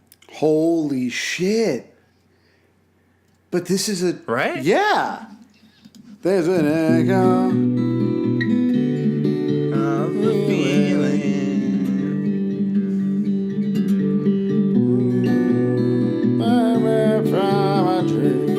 What? And then Steve Aoki's like, wow. I like the Steve Aoki version is kind of like the official one in your mind. Yeah, absolutely. Wow, that's interesting. Turns out these guys who've written 300 songs using the same 4 chords have repeated But themselves. then, like, who's writing the verse? Like, I watched like a video with Matt Skiba like recently. It's just like one of those recommended things. Like, I don't care. It's like 5 questions in 60 seconds with Matt Skiba, and the last question was, "What song are you the most proud of writing?" And he like thinks for a really long time, and then he says, "The verse in Bored to Death." Whoa. So, Wow. yeah. And also, Love Is Dangerous could easily be some fucking Alkaline Trio lyrics that you would love. And if it was them singing it, you'd be like, oh, yeah, they're so good. Because when they say it, there's a skull inside the heart. Yeah, exactly. It's different. Context is everything, baby. Yeah, true. Well, I loved that, though, because I think... Same, yeah. I'm still always impressed when they're playing the melody and the root notes at the same time. I know it's like probably not that hard, but I'm into it. Yeah, totally. It makes me want to listen to Owen for sure. Yeah, you mean Stella. Sorry, yeah. This one is uploaded by Neek Kenter, a little project. The full version isn't coming anymore due recording difficulties. I'm sorry to hear that, Neek. So this is just the first verse only, and this is uploaded under the name Sandbox Affair. So here we go.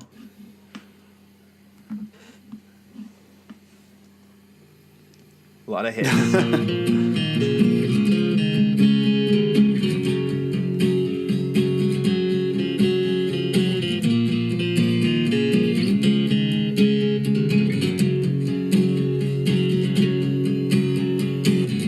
I've had it with this damn double vision.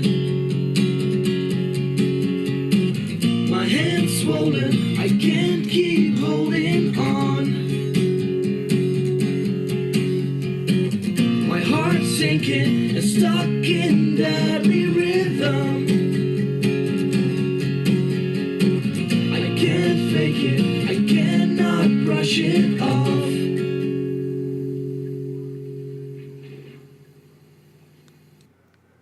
That was it. Wow. Okay, so I man. guess this You didn't even recording get to the love is difficulties, dangerous part. Yeah. It's so weird. Like, what happened where you're like, well, just can't sing the chorus of the song that I'm covering? Like, My hard drive was full at that exact moment. yeah, just hard drive too slow, like speed, whatever. Before we talk about that one, I want to play the next one because I think they sort of go together. So this is this guy's name is Johnny Droxide, which is a really good name. Hello, fellow punk. It's from the release Songs for No Gamer, and No Gamer is all one word. So this is also from 2012. The user is Leo Juzelin, but he stage name Johnny Droxide. Okay, sick. Here we go.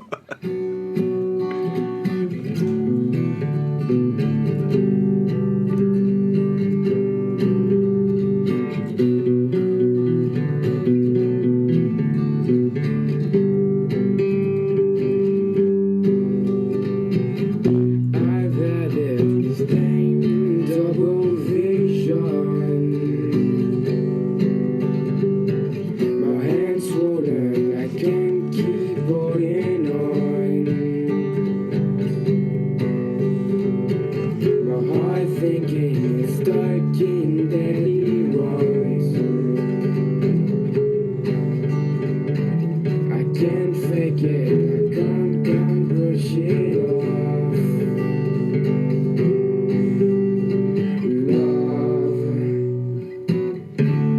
Love is dangerous. So basically, what I'm thinking of is like, I know that he's called it Songs for No Gamer, but that makes me think that he definitely is a gamer. Yeah, you wouldn't say that, And that- if you didn't have some rooting interest in gaming. And both of these kids are giving me the vibe. It's 2012. I think they're like newgrounds.com kind of gamers, or like Flash. They play Flash. Like, I just realized that I think that gamer acoustic is a genre, and I think it's a genre that I like because they always accidentally make things, especially in the early 2010s, that sound like those posthumous Elliott Smith demo releases. Do you think Elliott Smith was a gamer?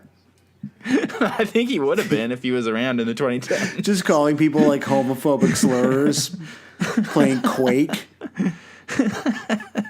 But yeah, I don't know. Like, both of those sound so DIY. Whereas I think now GarageBand and stuff is smart enough to like you can start playing a guitar chord progression into modern versions of GarageBand, and it can like smartly play along with you with bass and drums somehow. insane. Someone was showing me. I think it's made it so that everyone is producing things too well. Whereas back then they were probably like they had a cracked version of Fruity Loops or whatever. They're like just Well, it sounds cool. This sounds like a 4-track. Like, to me, this sounds like demos I would make when I like didn't want to wake my parents up. Like, I have a sneaking suspicion that Johnny Droxide lives with his mom and dad. Like, you know? Johnny Droxide. Yeah. Really good Johnny name. Droxide, don't call after 11. Everyone's sleeping. But yeah, I don't know. I think I'm really into gamer acoustic music is my new genre that I like. That's sick, man. I'm so happy for you. I am going to skip 2 because you know how like, this is actually so stupid, but you know how David Letterman used to have like a pen while he was talking and he'd like cross things out on his cue cards? Yeah. I was always like, that's bullshit. Like, why is he pretending to do that? There's no way he's making things happen live. Like, he's just doing that to perform.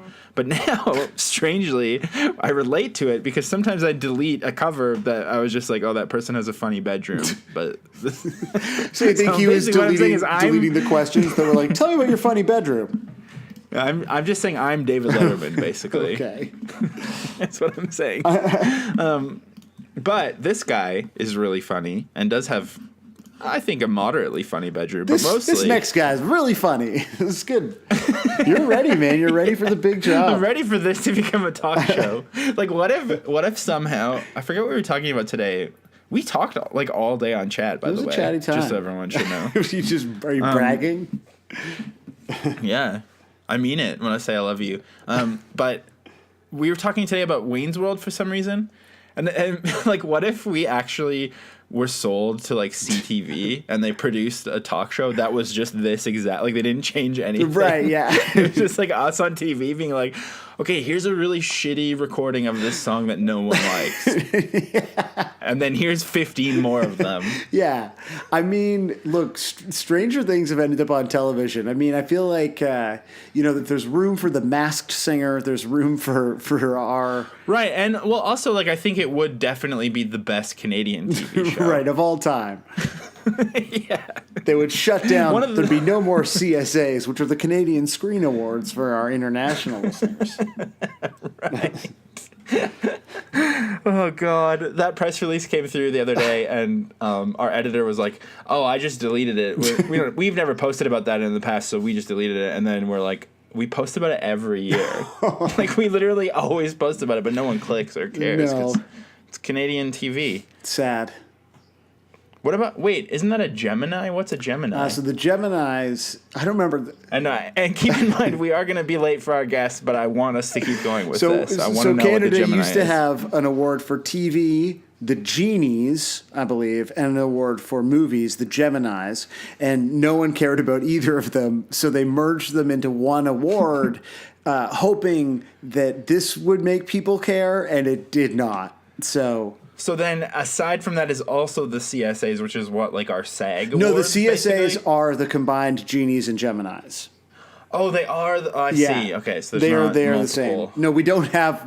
We I don't think we have like multiple awards. If we did, I feel like you would be on the red carpet more often than you It's already true. are. That's how I know. Yeah. All right, this is Avery Johnson Jr. Check this one out because it might not come through that well, but I think he pretends to cry at one point, and it's really good. So here we go.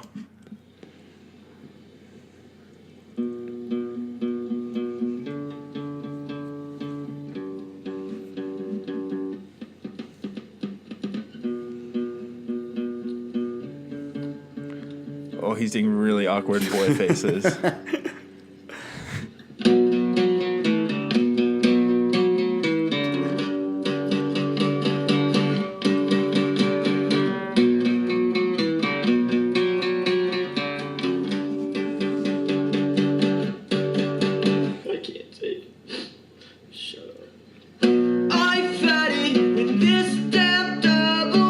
So he says something like, "I can't sing it. Shut up," or something.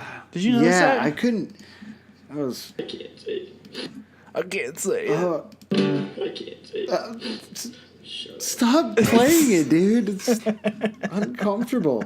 He also definitely pretends to cry in the bridge in a way. Shut up. It's like nails on a pretends to chalkboard. cry in the bridge? Yeah. He starts to pretend to cry around like kind of 240 maybe. He like literally frowns like he's gonna cry, but I think he's being funny.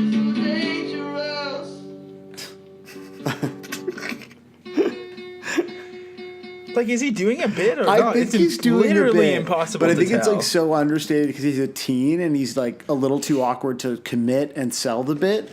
Well, also, I think teens doing a bit is almost always more cringy than if they were just like actually crying. Being weird teens. Yeah, I think it's a bit. You have to have like a certain level of dead inside that comes with getting old before you can really do bits in a way that's not frustrating to watch. It's true. So anyways, that was a teen that we're making fun of.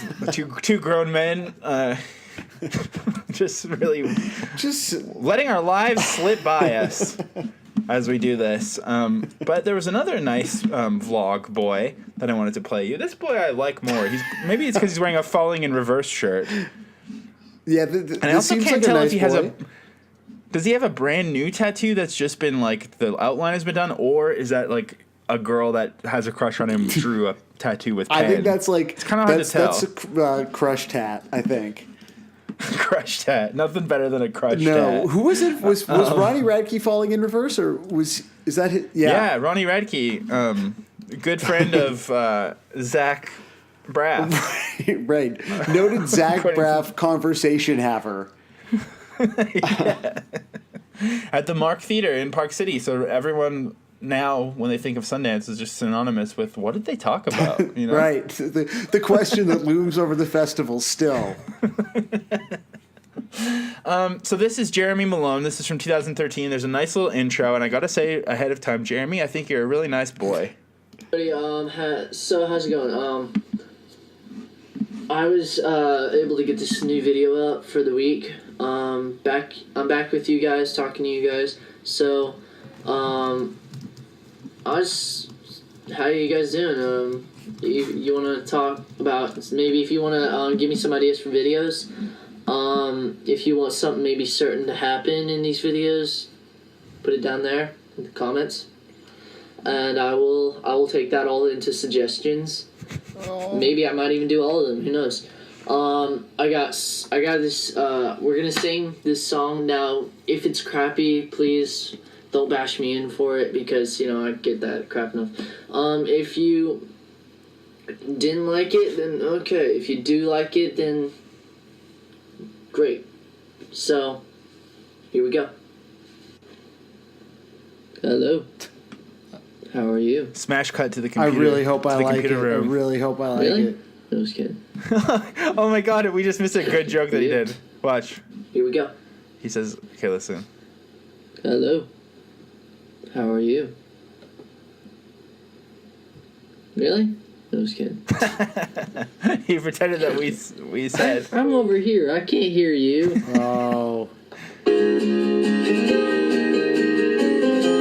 I've had a distant double vision. My hands swollen, I can't keep holding on. My heart's sinking and sunk in deadly rhythm. I can't hold it, I can't brush it off. I need love. Love is dangerous.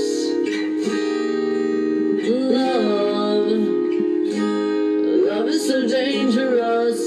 I like it, Jeremy. I think it was It was good. very nice, although in his bedroom, does the poster behind his head not look a little like the white pride symbol? I am positive it's not, because Right. it's a normal TV bedroom, and it's not it's orange, and it's 100% not the white pride worldwide symbol. But doesn't it look a little like that? It definitely has a vibe, but in the way that I think probably that's why whatever metalcore band chose that for their poster. Right, was it's like a weird, though strong this- fascist sort of undercurrent to their aesthetic. Yeah. Because he also has a Census Fail poster up. He's a Warped Tour kid, but I think he's very nice. I a want very to make nice this clear. boy. It's not a white pride poster. He's a nice boy, and the one comment is from Rosario Saracido 5 years ago. She wrote, "You are beautiful." So you know what? Just really, True. this is just a nice. I kind of feel like I'm watching 8th grade right now in a good way. Right. It's just really, it's all really nice. So that was great. But And I feel like in the I vlog don't world, like this. yeah, this one there's one reason why I'm playing this, and you're gonna figure it out in a second. But this is like a vlogger guy named Force2. He did this in 2016. This song is a guilty pleasure of mine. Guilty because it's not popular. No, I'm not actually playing drums, and yes, the instrument's recorded beforehand. So he does this thing where he cuts to different instruments in his room, of which you'll notice something prominent on the wall, as he sings. I hope it's not a white pride different poster. spots. It's not, but it is. Keep an eye on the posters, Sam. Here we go with Force 2. He's recorded the whole fucking ambient intro.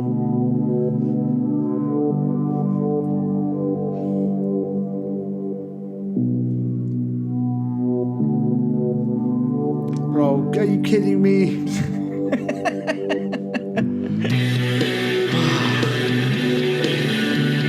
But even listen how good the riff sounds here. It sounds good. It's decent. I don't know. I don't know which way's up anymore. And then he starts wearing the zany horse head Yeah. mask.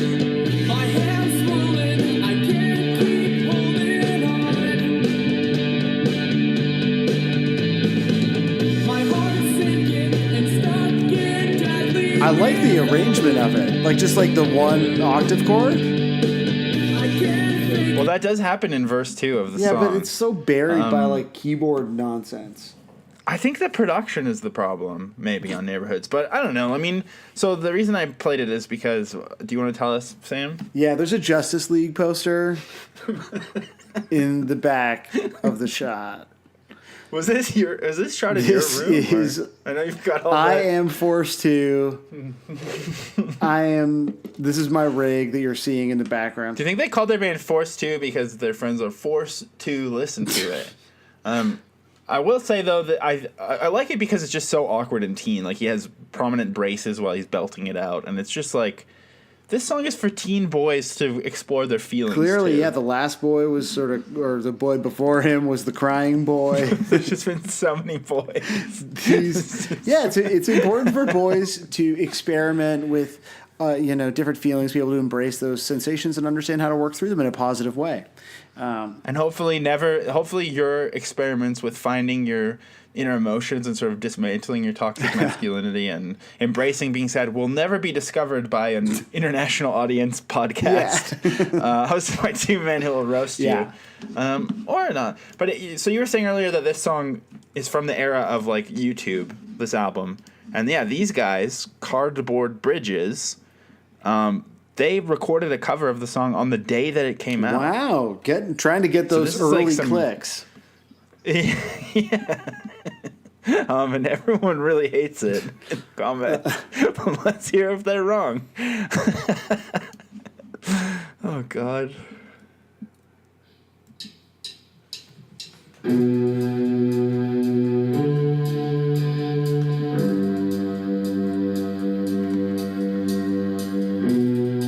They even have a disclaimer at the top of the video. Keep in mind, this was the day it came out. Haha.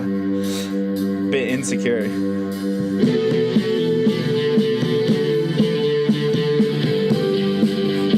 Yeah, I hit the song again, so that's good.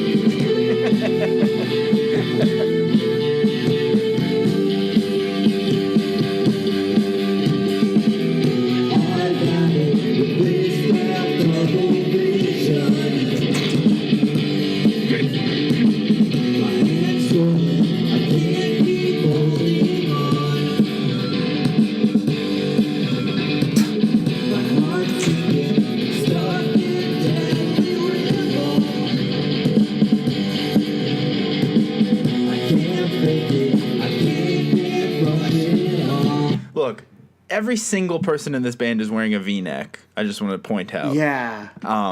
And they have lights all over their mics, and they're belting it out as if they're headlining fucking MSG.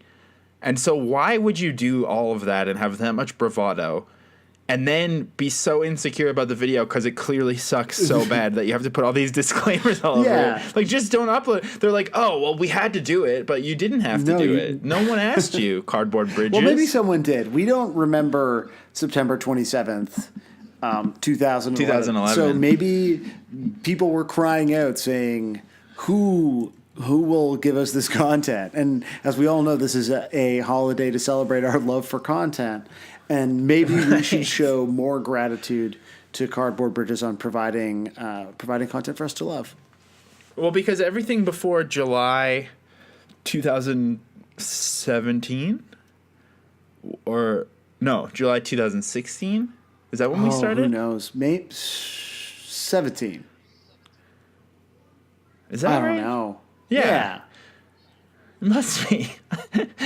Everything before then is BC, before cast, is what we refer to that time period as. Yeah. It's like a very complicated version of young Earth creationism. It's extremely good. Exactly.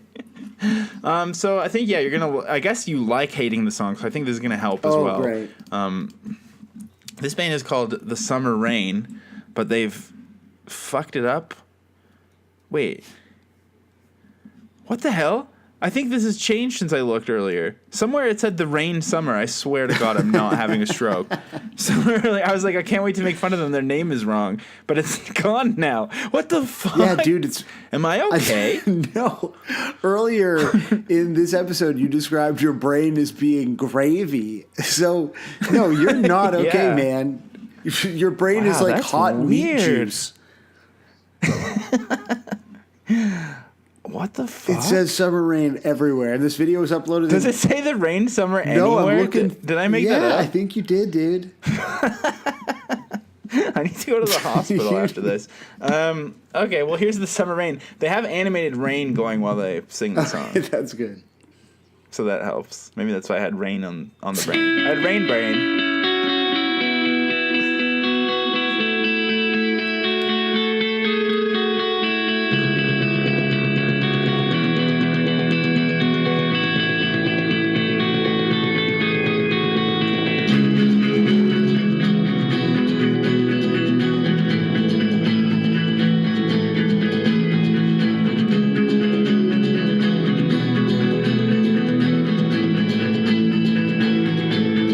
I have had it with deep down double vision. My hands solid, I can't keep holding on. My heart sinking, I'm stuck in all the reason. I can't fake it, I can't brush it off.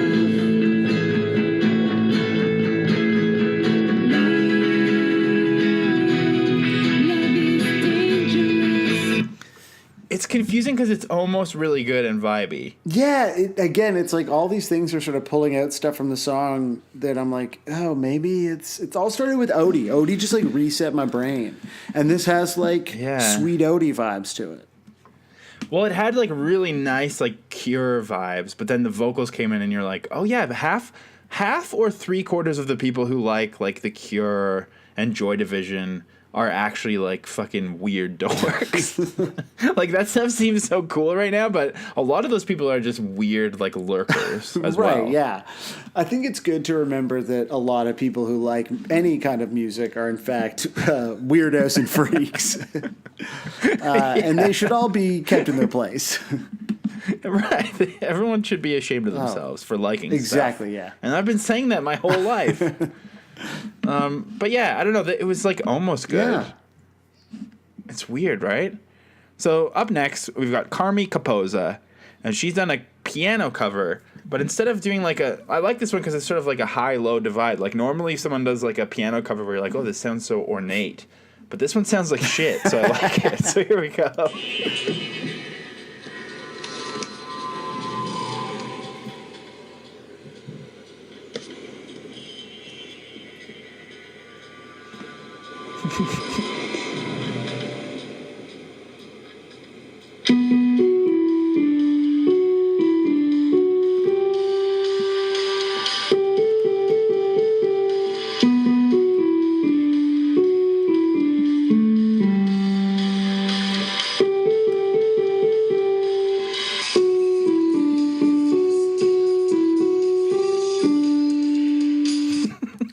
Yeah, they've taken You can- the trope of the piano cover and sort of subverted your expectations. Exactly. Yeah, it's past high-low divide, and there's a third element. It's like the next level. It's like postmodern. Yeah, that's. I'm impressed by what they're doing to reinvent the form. So look for the Carmi Capozza to do that as an installation at Art Basel this year. Right, it's very exciting for all of us. All right, well, there's a few left. We got to hurry because we've got a guest that we need to talk to in a second, and Sam needs to go to bed. And also, things are about to get heated, I think. Right. But I don't want to erase Nightcore as I've done incorrectly in the past, so we got to play this Nightcore cover quickly. This is uploaded by Kyra in 2014, and I think you're going to love Well, this song don't play again. it too quickly.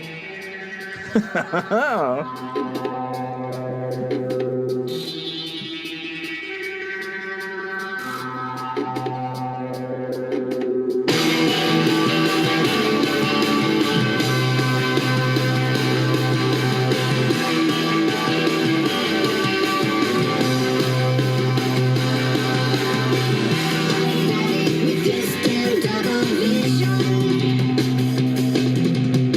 my hands rolling, I can't keep holding on.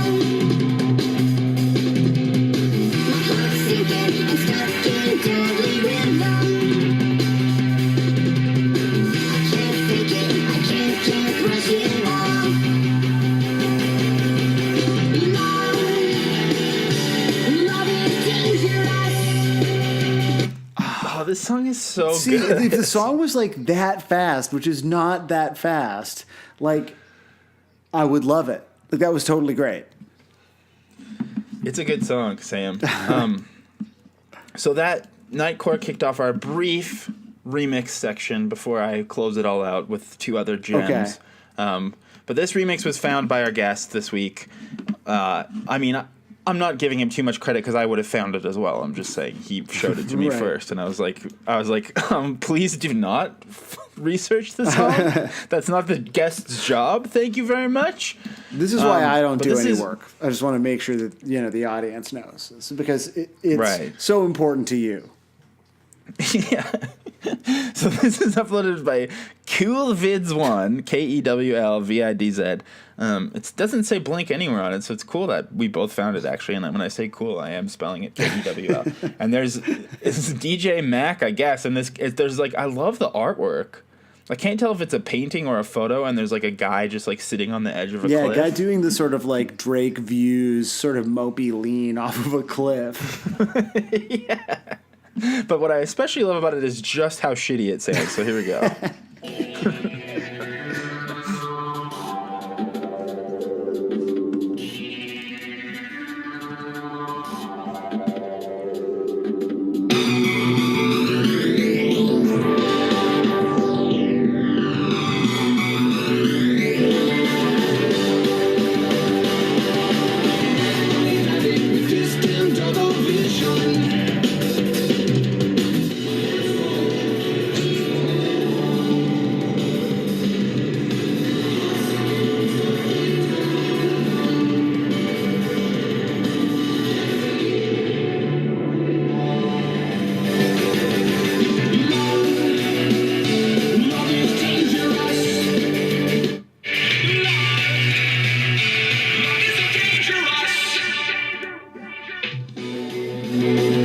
Yeah. It literally sounds like a 5-year-old is playing with the mixer. And I love it. So, So there you go. oh my God. But it had like, because it had like a Nightcore vibe to it too. Yeah, like it was nice and fast. I'll give it that. But like, how do you? Not to sound like 2009 internet, but you had one job. You just got to turn that. What is that knob that makes it sound like far away and then present that every DJ does? That's all you have to do. And that guy was somehow fucking that up. Well, I think he should jump off that cliff. Oh. All right, I've got one more remix for you. This is from Tyler Hart Okay. on SoundCloud. He's got a nice photo of himself taken with a shitty webcam. This is from 6 years ago. Although it's set, maybe he stole this because it says remixed by Biggie Mayhem. Okay. So here we go.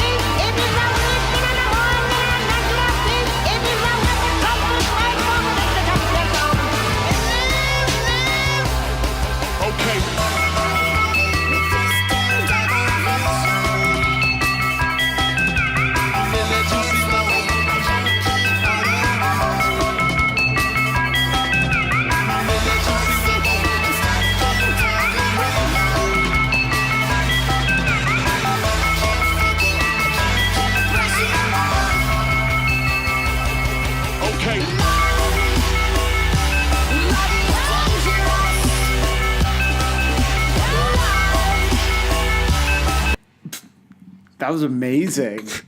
It's pretty sick. I also like because I don't know I don't know what that sample is from, but like the whole thing that's at the beginning of Mercy sounds very good with Love Is Dangerous.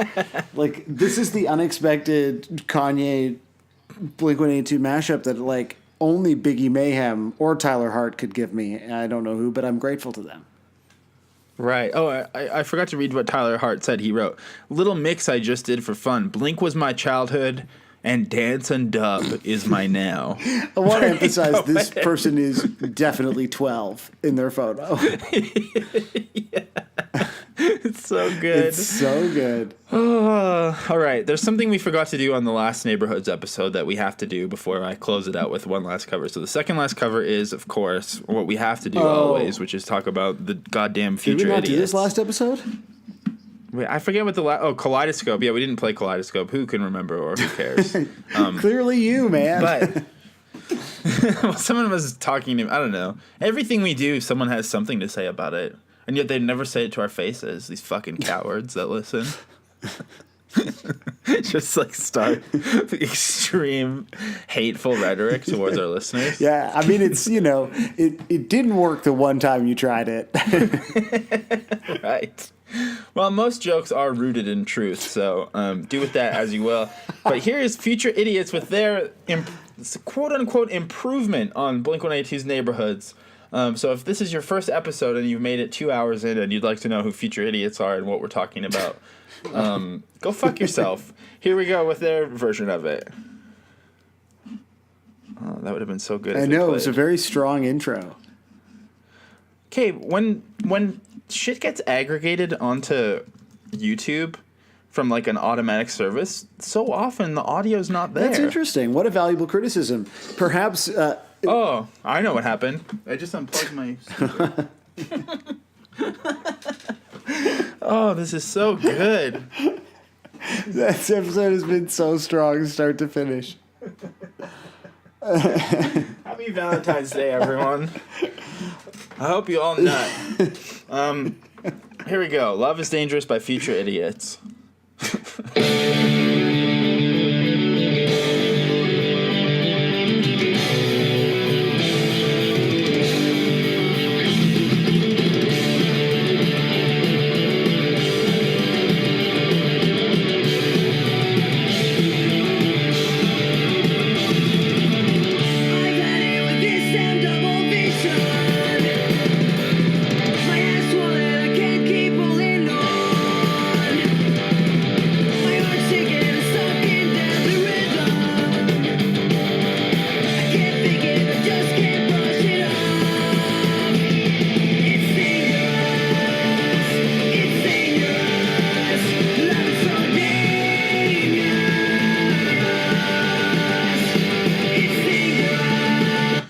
Okay, I think that the phrase "love is dangerous" becomes awful when you put it in that context. It works when you're like up your own ass doing some Bono shit, but yeah, like that context just sort of like lays bare maybe Tom's grandiose intentions. Not that it doesn't sound grandiose before. I don't know. Just the idea of jamming grandiosity into pop punk in that capacity is quite bad. yeah, I don't know. I don't know about Future Idiots. Well, yeah. I guess we really haven't made up our mind yet. Like it sounded, that one was okay, but I think that if we need to have this song, it needs to be this sweeping teen emotion, "Love is Dangerous." Which is maybe why the acoustic Not- versions work too, right? Yeah. So I want to close it out by first reminding people and plugging, if they haven't heard, that I did record some covers of Blink-182 that are songs that are less covered than usual. Worked with my friend Chris Dadge and my friend And Daryl. it's an extremely excellent collection. Oh, well, thank Yeah. you. But yeah, you can check that out if you go to Blink-155, I don't know, some sort of Bandcamp. I can't remember any of the URLs anymore. But whatever. Who gives a shit? But anyways, so I was like, oh, that's pretty unique, right? Like, not only do we have a Blink-182 podcast, but we've also done some covers. Well, I found another podcast that we've never discovered before. He literally covers "Love is Dangerous" at the start of his podcast. Are you kidding me? So this podcast is called... God. This podcast is Just Okay is the name of the show. Seems to be, I don't know, quite a few subscribers on SoundCloud. So here's how it's open. Hello, everyone. Welcome to episode 54 of everyone's favorite mediocre program. This podcast is Just Okay. My name is Nick Rose. Another week is upon us, and I'm here to ask you the important questions. As always, just like, if you pamper a cow, do you get spoiled milk? So, with that, let's hit... Oh my god. What if we started another podcast where we just listen to podcasts? I actually think it would be quite fun. Yeah, I mean, as fun as anything.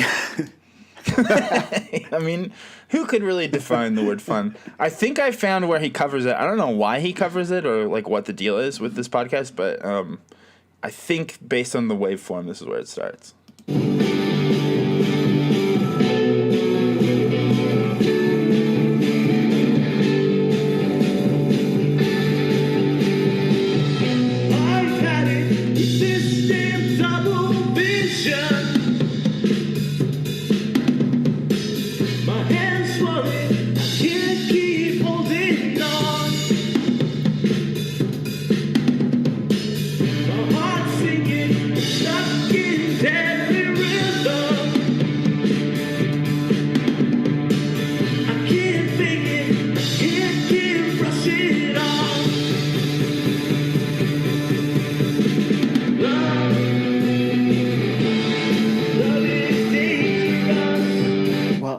That makes your covers sound like shit, Josiah.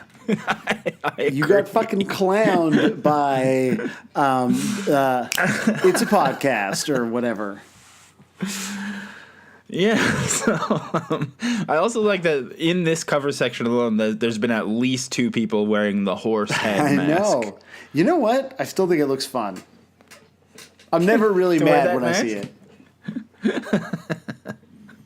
I think my final thought is just that this song is for acoustic gamers and like nerds to feel something, and I like it. I think this song kicks ass. So the song's in my top 5 now. yeah, this is still like the worst Blink song.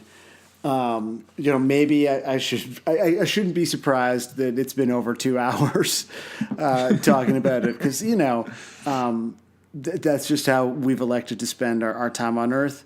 But Odie acoustic, sweet, and really more than anything, I've relished this opportunity to speak our love out loud, both for each other and for the nation. Right. And now we're going to hopefully experience some love with our guests. We're going to smooth over. We're gonna cross the bridge. I don't even know how to do a metaphor for making up with someone because I can't do it. But anyways, we have a guest now. Goodbye.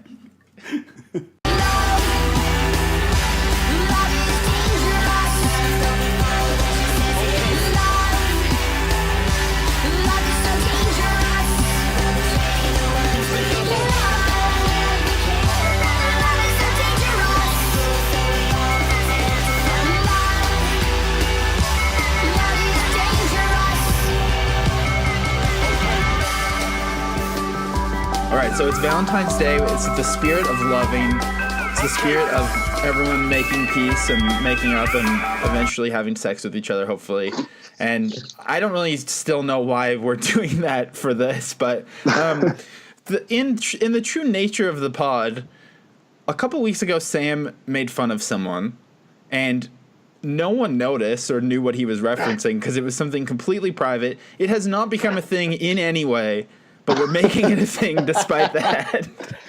And so I made reference to my good friend, decorated Canadian journalist, James Wilt. I don't even know what decorated means, but Sam sort of made fun of him, and then some crazy shit happened, which I'm going to get to in a second, because I also think that whenever we mention things on the pod, like, things happen to them. It's like part of our mystical touch, the Tom DeLonge touch.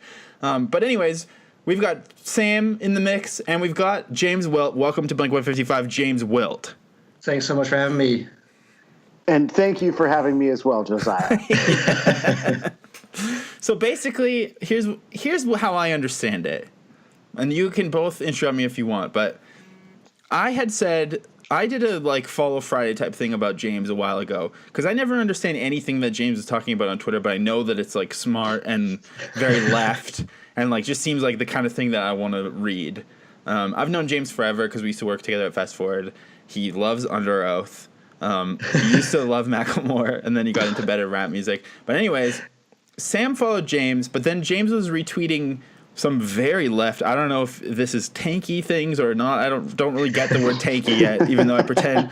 But James tweeted some very leftist things about something Netflix produced being involving the CIA. And Sam was like, whoa, whoa, whoa, whoa, whoa. And so that's why Sam was making these inside jokes to only me, I think, on the pod, but like public. Anyways, is that What is accurate? the pod if not me just joking at you? Like we aren't generally very considerate of any potential audience. That is true. And then you, Josiah, just bring it up like 5 more times throughout the episode. Yeah, exactly. Just like hammer it home and make sure it's as alienating an experience Like for without any context. Yeah, exactly. Totally. But so I think that's what happened is like, Sam, you think that you said something like thinking that the CIA is involved with Netflix is like thinking that frogs make you gay. Right. I compared it to these sort of nutty right-wing conspiracy theories that we think that do effectively make these people appear to be the buffoons that they are when, Alex Jones is screaming about like it's the chemtrails that make the frogs gay. I don't even remember what the specific thing is or like the meme that sort of grew out of that. Right. And so, yes, I made a joke about some retweets of James that I thought represented potentially a sort of fanatical end of the other side of the political spectrum. And Alex Jones like tweet.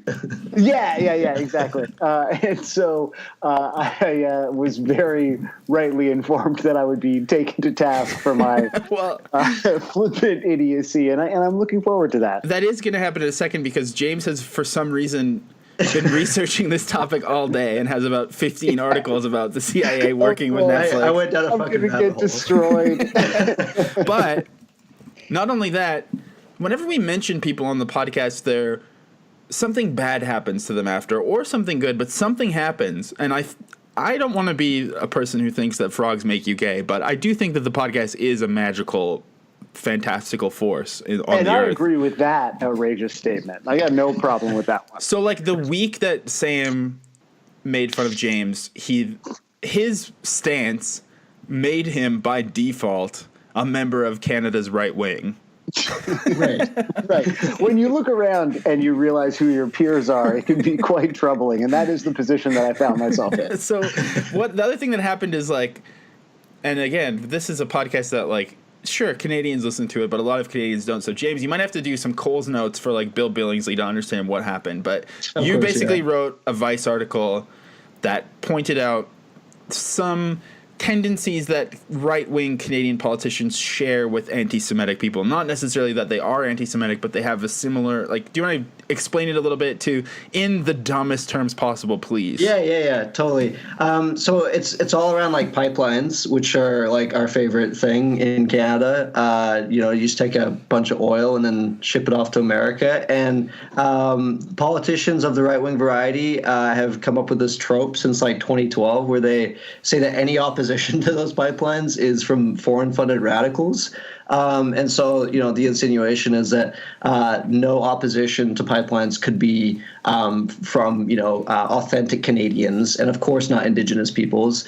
And so you look into it a little bit farther and then you find out that the narrative that they're tapping into, and again, I really need to reiterate that I'm not saying that, people like Jason Kenney or Andrew Scheer, who are like prominent Canadian conservatives, are anti-Semitic. I'm not saying that. I'm saying that they're like tapping into, anti-Semitic tropes and narratives that go back like hundreds and hundreds of years that are used to like disqualify legitimate protests by saying that it is because of interference from nefarious, people, aka the Jews, who are trying to like stir up dissent and ultimately destroy the white race. And like clearly, like if you boil it down, that's not like on the face what they are implying, but they're tapping into that rhetoric, and we see that kind of shit with the yellow vests, which I don't know if yellow vests have made it to the States yet, but that's a whole thing in Canada where like the far right have basically taken that whole trope of foreign-funded radicals and combined it with a bunch of like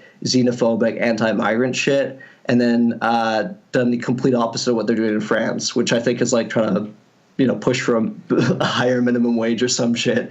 But in Canada, they're just going like basically fascist. And so the article was pointing out that kind of shit's really bad and that politicians should probably stop tapping into those tropes. So you didn't say they are anti-Semitic. You said, no, there are some similar, like, what a reasonable argument that no one will ever get mad at. You would think. And it's also worth emphasizing for our international listeners that like pipelines really are like at this point, now that separatism has sort of been put to bed for the moment, like the defining divisive issue in Canadian politics. It is, I think it's actually not even relatable for an American, because America has so many other huge problems and little problems. And for us, like, we have some huge problems, but like pipelines are, it's like the only thing that can get you elected or not elected, especially in the part of Canada where you two are from, which is where you have the pipelines. We got nothing in Ontario. Right. Yeah. And so there was quite a bit of backlash to that article. Quite a bit, to the level of like David Frum, a speechwriter for President George W. Bush, was tweeting about you. Yeah, it was cool. It was a good feeling. Like I went to bed on the night that it was published or whatever, and some people were pissed or whatever, and I got the next morning, and thanks to the Blink 155 curse, my menchies were completely destroyed.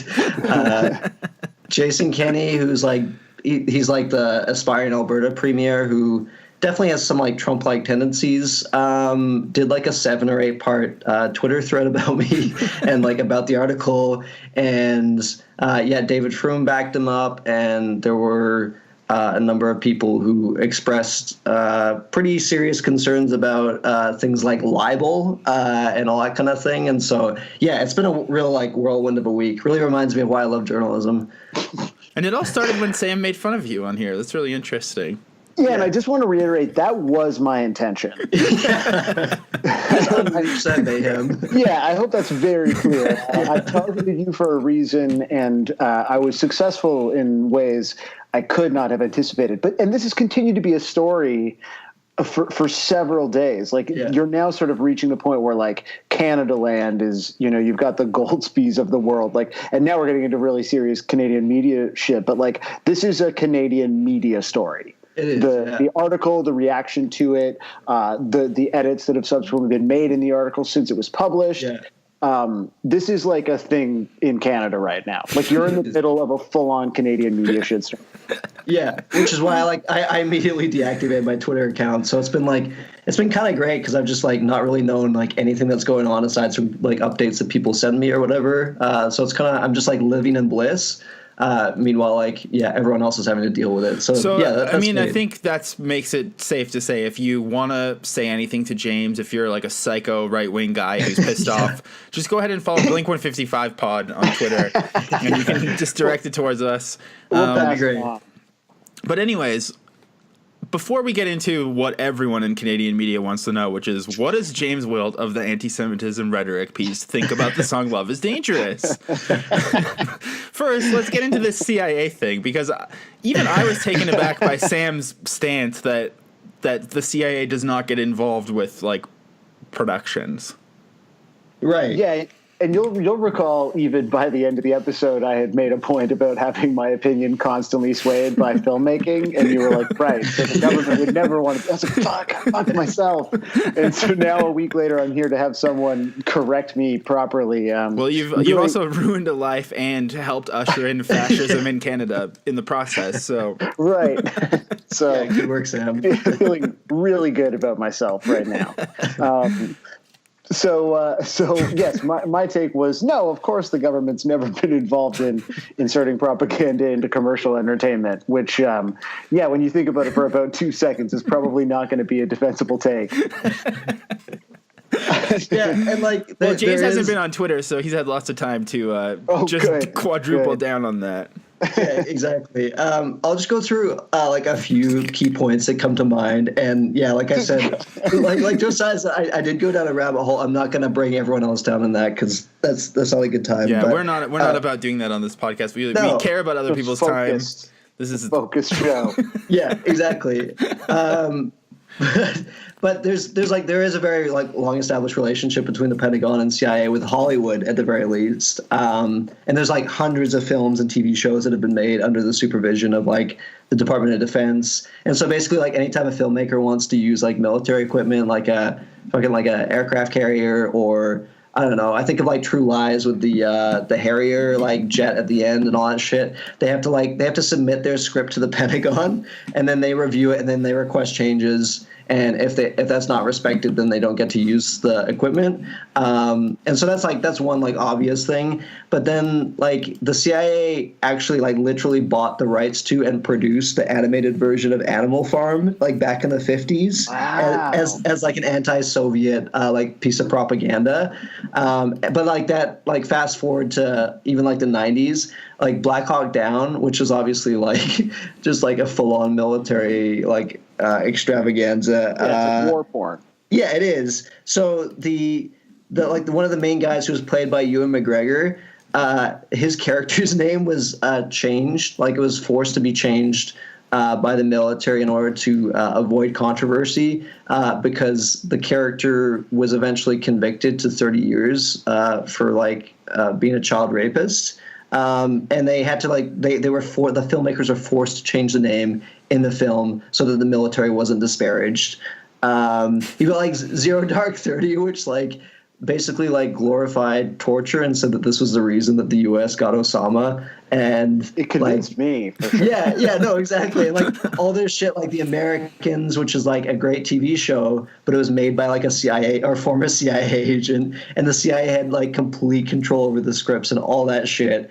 And so like, of course, none of that has anything to do with Netflix. And so I can see why you'd be like, okay, well, that's Hollywood. But Netflix, like the Susan Rice, who was the former director of National Security Council staff, who was a previous John Bolton, who's like about to declare war in Venezuela. She's a board member of Netflix, which is not to say that like she's ordering people to make documentaries about shit that she doesn't like. But like, there's definitely sympathetic vibes within the organization to like the U.S. as like an institution and all that kind of thing. And then late last year, this was like part of my research as I came across this. The Defense Department announced on Twitter they were like super proud about this, that they had partnered with Netflix to produce a series called Medal of Honor. And they made it was like a 7 or 8 part series where they just I've seen it. I mean, I've seen it on Netflix. Yeah. So that's like a D&D like production. Just like super tight. But who can be sure? Right. It's hard to say. It sounds like let's hear both sides. It sounds like the results are inconclusive. So if I may rebut your points now. Yeah, do it. It just seems like a lot of effort. There are plenty of movies that the CIA had nothing to do with, and nobody talks about that. And also, I'd rather not have to admit that I was wrong about something, which I think is the most.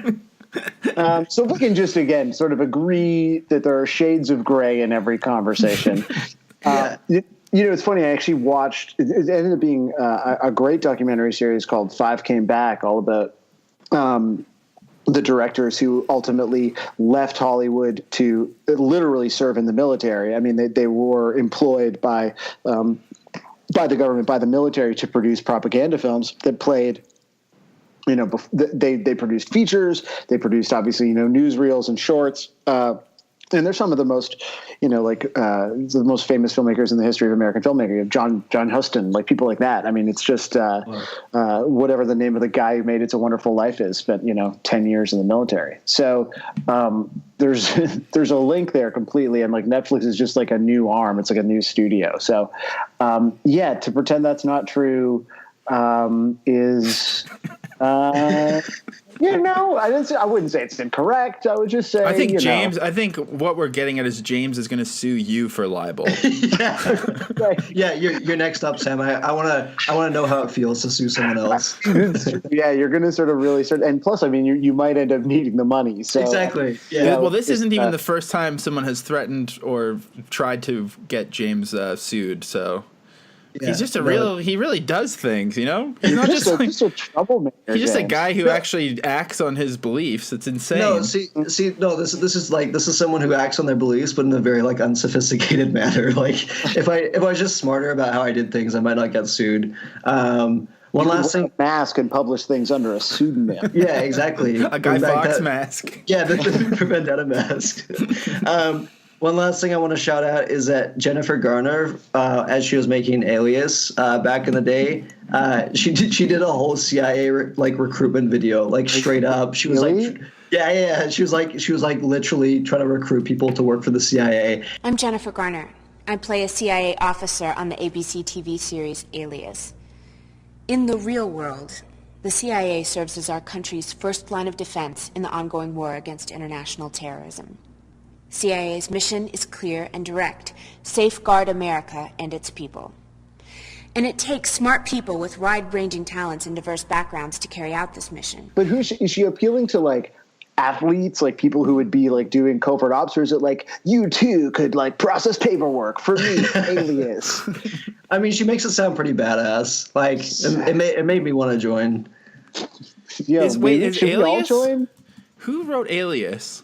J.J. Abrams. Yeah. Oh, I thought Sorkin was involved too. Or no, Joss Whedon. Is he involved?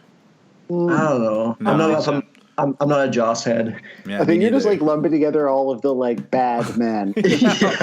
Like all of the men who are just like not bad necessarily in their real life, but just like their work is so bad that you're like, I don't even care what you've done because you're just bad. But isn't Josh Whedon like also like a bad man like in real life? Like Yeah, his I wife? think he is. Yeah. I think he is. Just Who to would have thought clarify. that this outspoken, incredible online feminist was a He abusive really husband? does look like a newborn baby with full facial hair. Yeah, he's So- sweet-faced. I'm really stupid about politics, and I don't really care about like learning the nitty gritty. I usually just kind of ask Same. James to tell me directly what to think, and I just listen to him. So that's why I've always been right about the CIA thing. But anyways, as James becomes more and more of a shit disturber, I just think how funny it is that he used to just be the intern at Fast Forward, and he used to just talk to me about how much he loved Under Oath and August Burns Red. And like, I think the first thing I did for Fast Forward was like write a CD review of the new like City in Color album, which I was like super stoked about. Yeah, that's true. Sick. Yeah, so. And now you you're spent- taking down Canada's right wing. This is Yeah. like a beautiful trajectory for Josiah to have been a part of. It was all my idea. And Josiah's bullied me nonstop the entire time. Like from the day I stepped in the door. Eventually, as James started doing more and more serious news pieces, I would like chat to him and just write like the most vulgar, obscene things, and he would burst out laughing while talking to a politician. It's so good. But anyways, so I know some of James's musical history, and it did, like all great human beings, start with Christian music and Christian metalcore and whatnot. But you're telling us that you've never really experienced Blink-182? I don't think so. Like not knowingly, which has kind of been like the interesting thing about listening to episodes of like the show is like you'll be talking about even like a famous Blink-182 song, and I have no idea what you're talking about. And it's like it's not until I like finish the episode and I'm like, the song sounds kind of good, and I'll like look it up and I'm like, the song is kind of good. And so that's my first time experiencing like some pretty major songs. Wow. So you just need to listen to two guys talk for 3 hours about it. Yeah. To commit to something you can listen to for free. Like, Yeah, exactly. But so, before I get into this actual song, I told you to look up Tom DeLonge on WikiLeaks. Did you look into that at all? Yeah, I did. He reached out to John Podesta, right? Yeah. And he was like trying to set up a meeting to talk like UFO shit. He wanted to get to the truth. Which, like, let's be honest, does tie Tom into Pizzagate. It absolutely does. And like I respect that kind of hustle. Like Pizzagate hustle or? No, the UFO hustle. Like Dude, you're in enough trouble right now. Do not say into a microphone that you respect Pizzagate hustle. You're just gonna make a soundbite out of that. I'm just that. Yeah, I'm sending this directly to the I mean, rebel. it quite literally is like when they call like Uber a side hustle or whatever. Pizzagate is, like it or not, it's a side hustle. It is. Yeah, it's a pretty full-time hobby. But like, is John Podesta or what was he like into aliens and UFOs, or did Tom just kind of reach out like on a whim? Yeah, I actually don't know.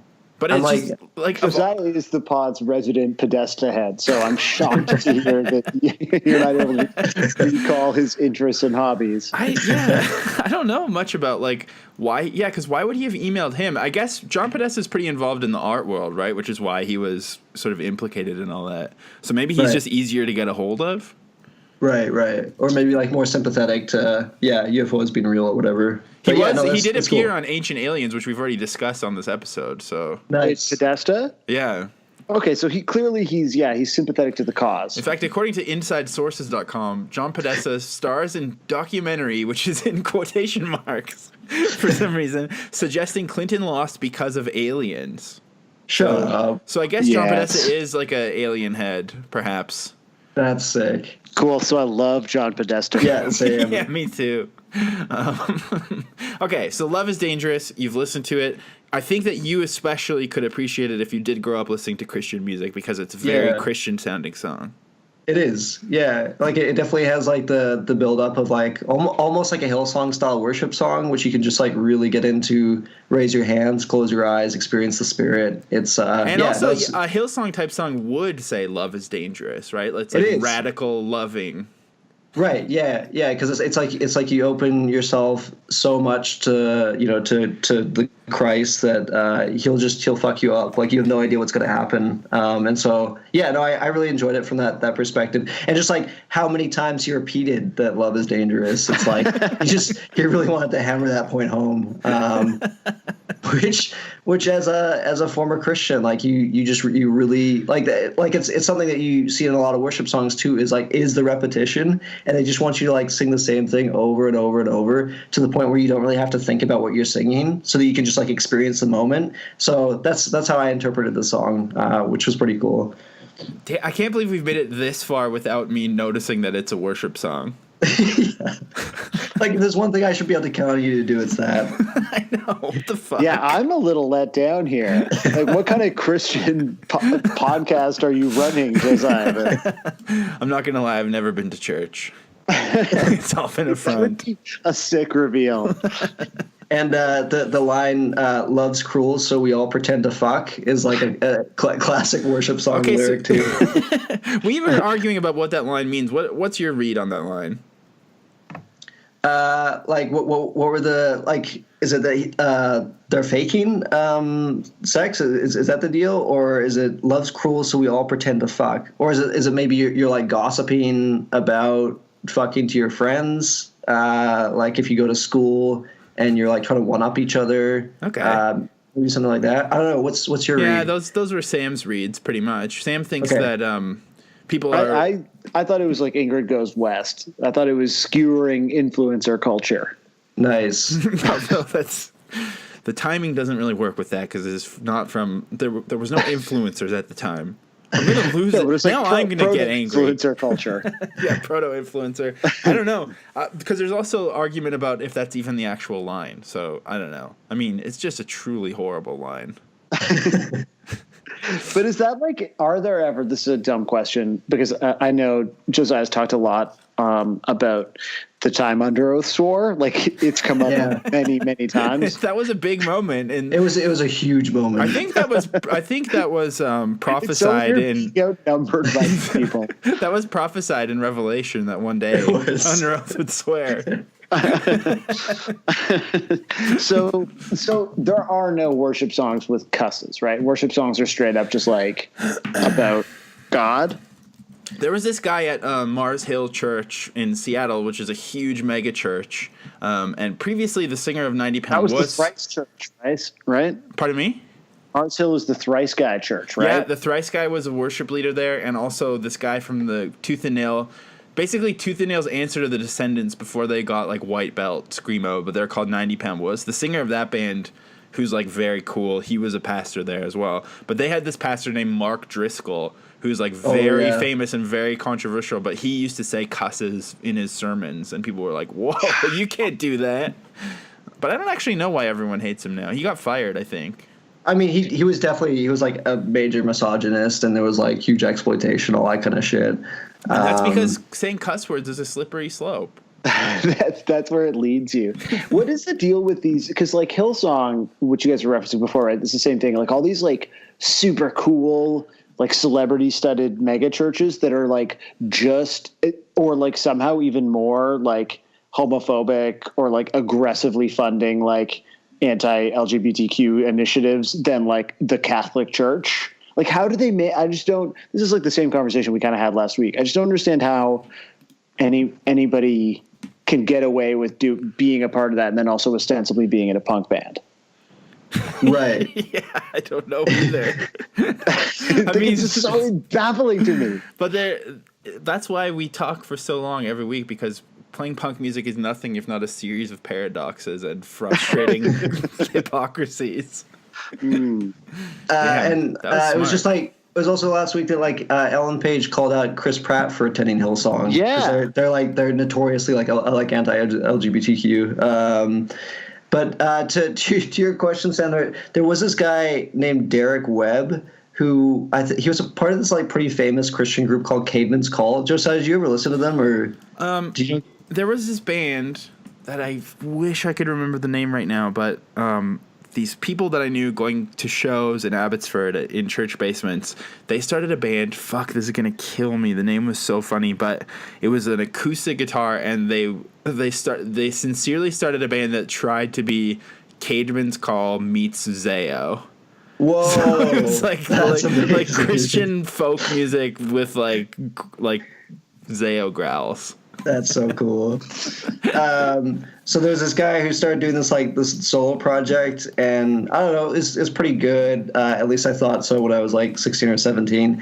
And he had this lead single from this song, and it was called "What Matters More," and it was basically about like homophobia in the church and just like the hypocrisy and all that kind of thing. And then one of his lines was, "Meanwhile, we sit like we don't have to give a shit about 50,000 people who are dying today." And because he said the word shit, his record label forced him to pull the song off, and he basically became like denounced from like contemporary Christian music circles, and it was this major event just because he said the big S-bomb. So yeah, so sick. Damn, I'm now on a website called christandpopculture.com that's exploring the lyrics of Tom DeLonge's Angels and Airwaves album Love Part 1, which a lot of people think he was cribbing for this song, and they've sort of written this whole narrative about how that album is all about Christ. But I mean, you can, as I've proven on a daily basis whenever I'm talking to Sam, you can do that with just about anything. So it's kind of it's neither here nor there. But James, you prove love every day, and it's dangerous also. Yes. James, you got anything else you need to say about this song, or anything else about your pending lawsuits, or how Sam is a big dummy, or what do you got for us? The song was good. Being the third Blink-182 song I'd ever heard, I thought it was nice. It sounded good in the ears. I'm looking forward to exploring the wide world of this hit, this rave band. Yeah, in terms of other stuff, no, not really. I think Sam, you and I are on the same side. We've used this opportunity for Valentine's Day to reconcile and absolutely, man. And I just want to say, James, it's been a pleasure having this opportunity to mend fences, for you to come and just off the top of my head, here's a few facts that just completely annihilate your foolishness. So, but I appreciate you treating me with such tenderness as you handed my ass to me. So thank you for that, and it's great to be on the same team again. Yeah, no, I agree. And most importantly, happy Valentine's Day. 'Cause love is dangerous.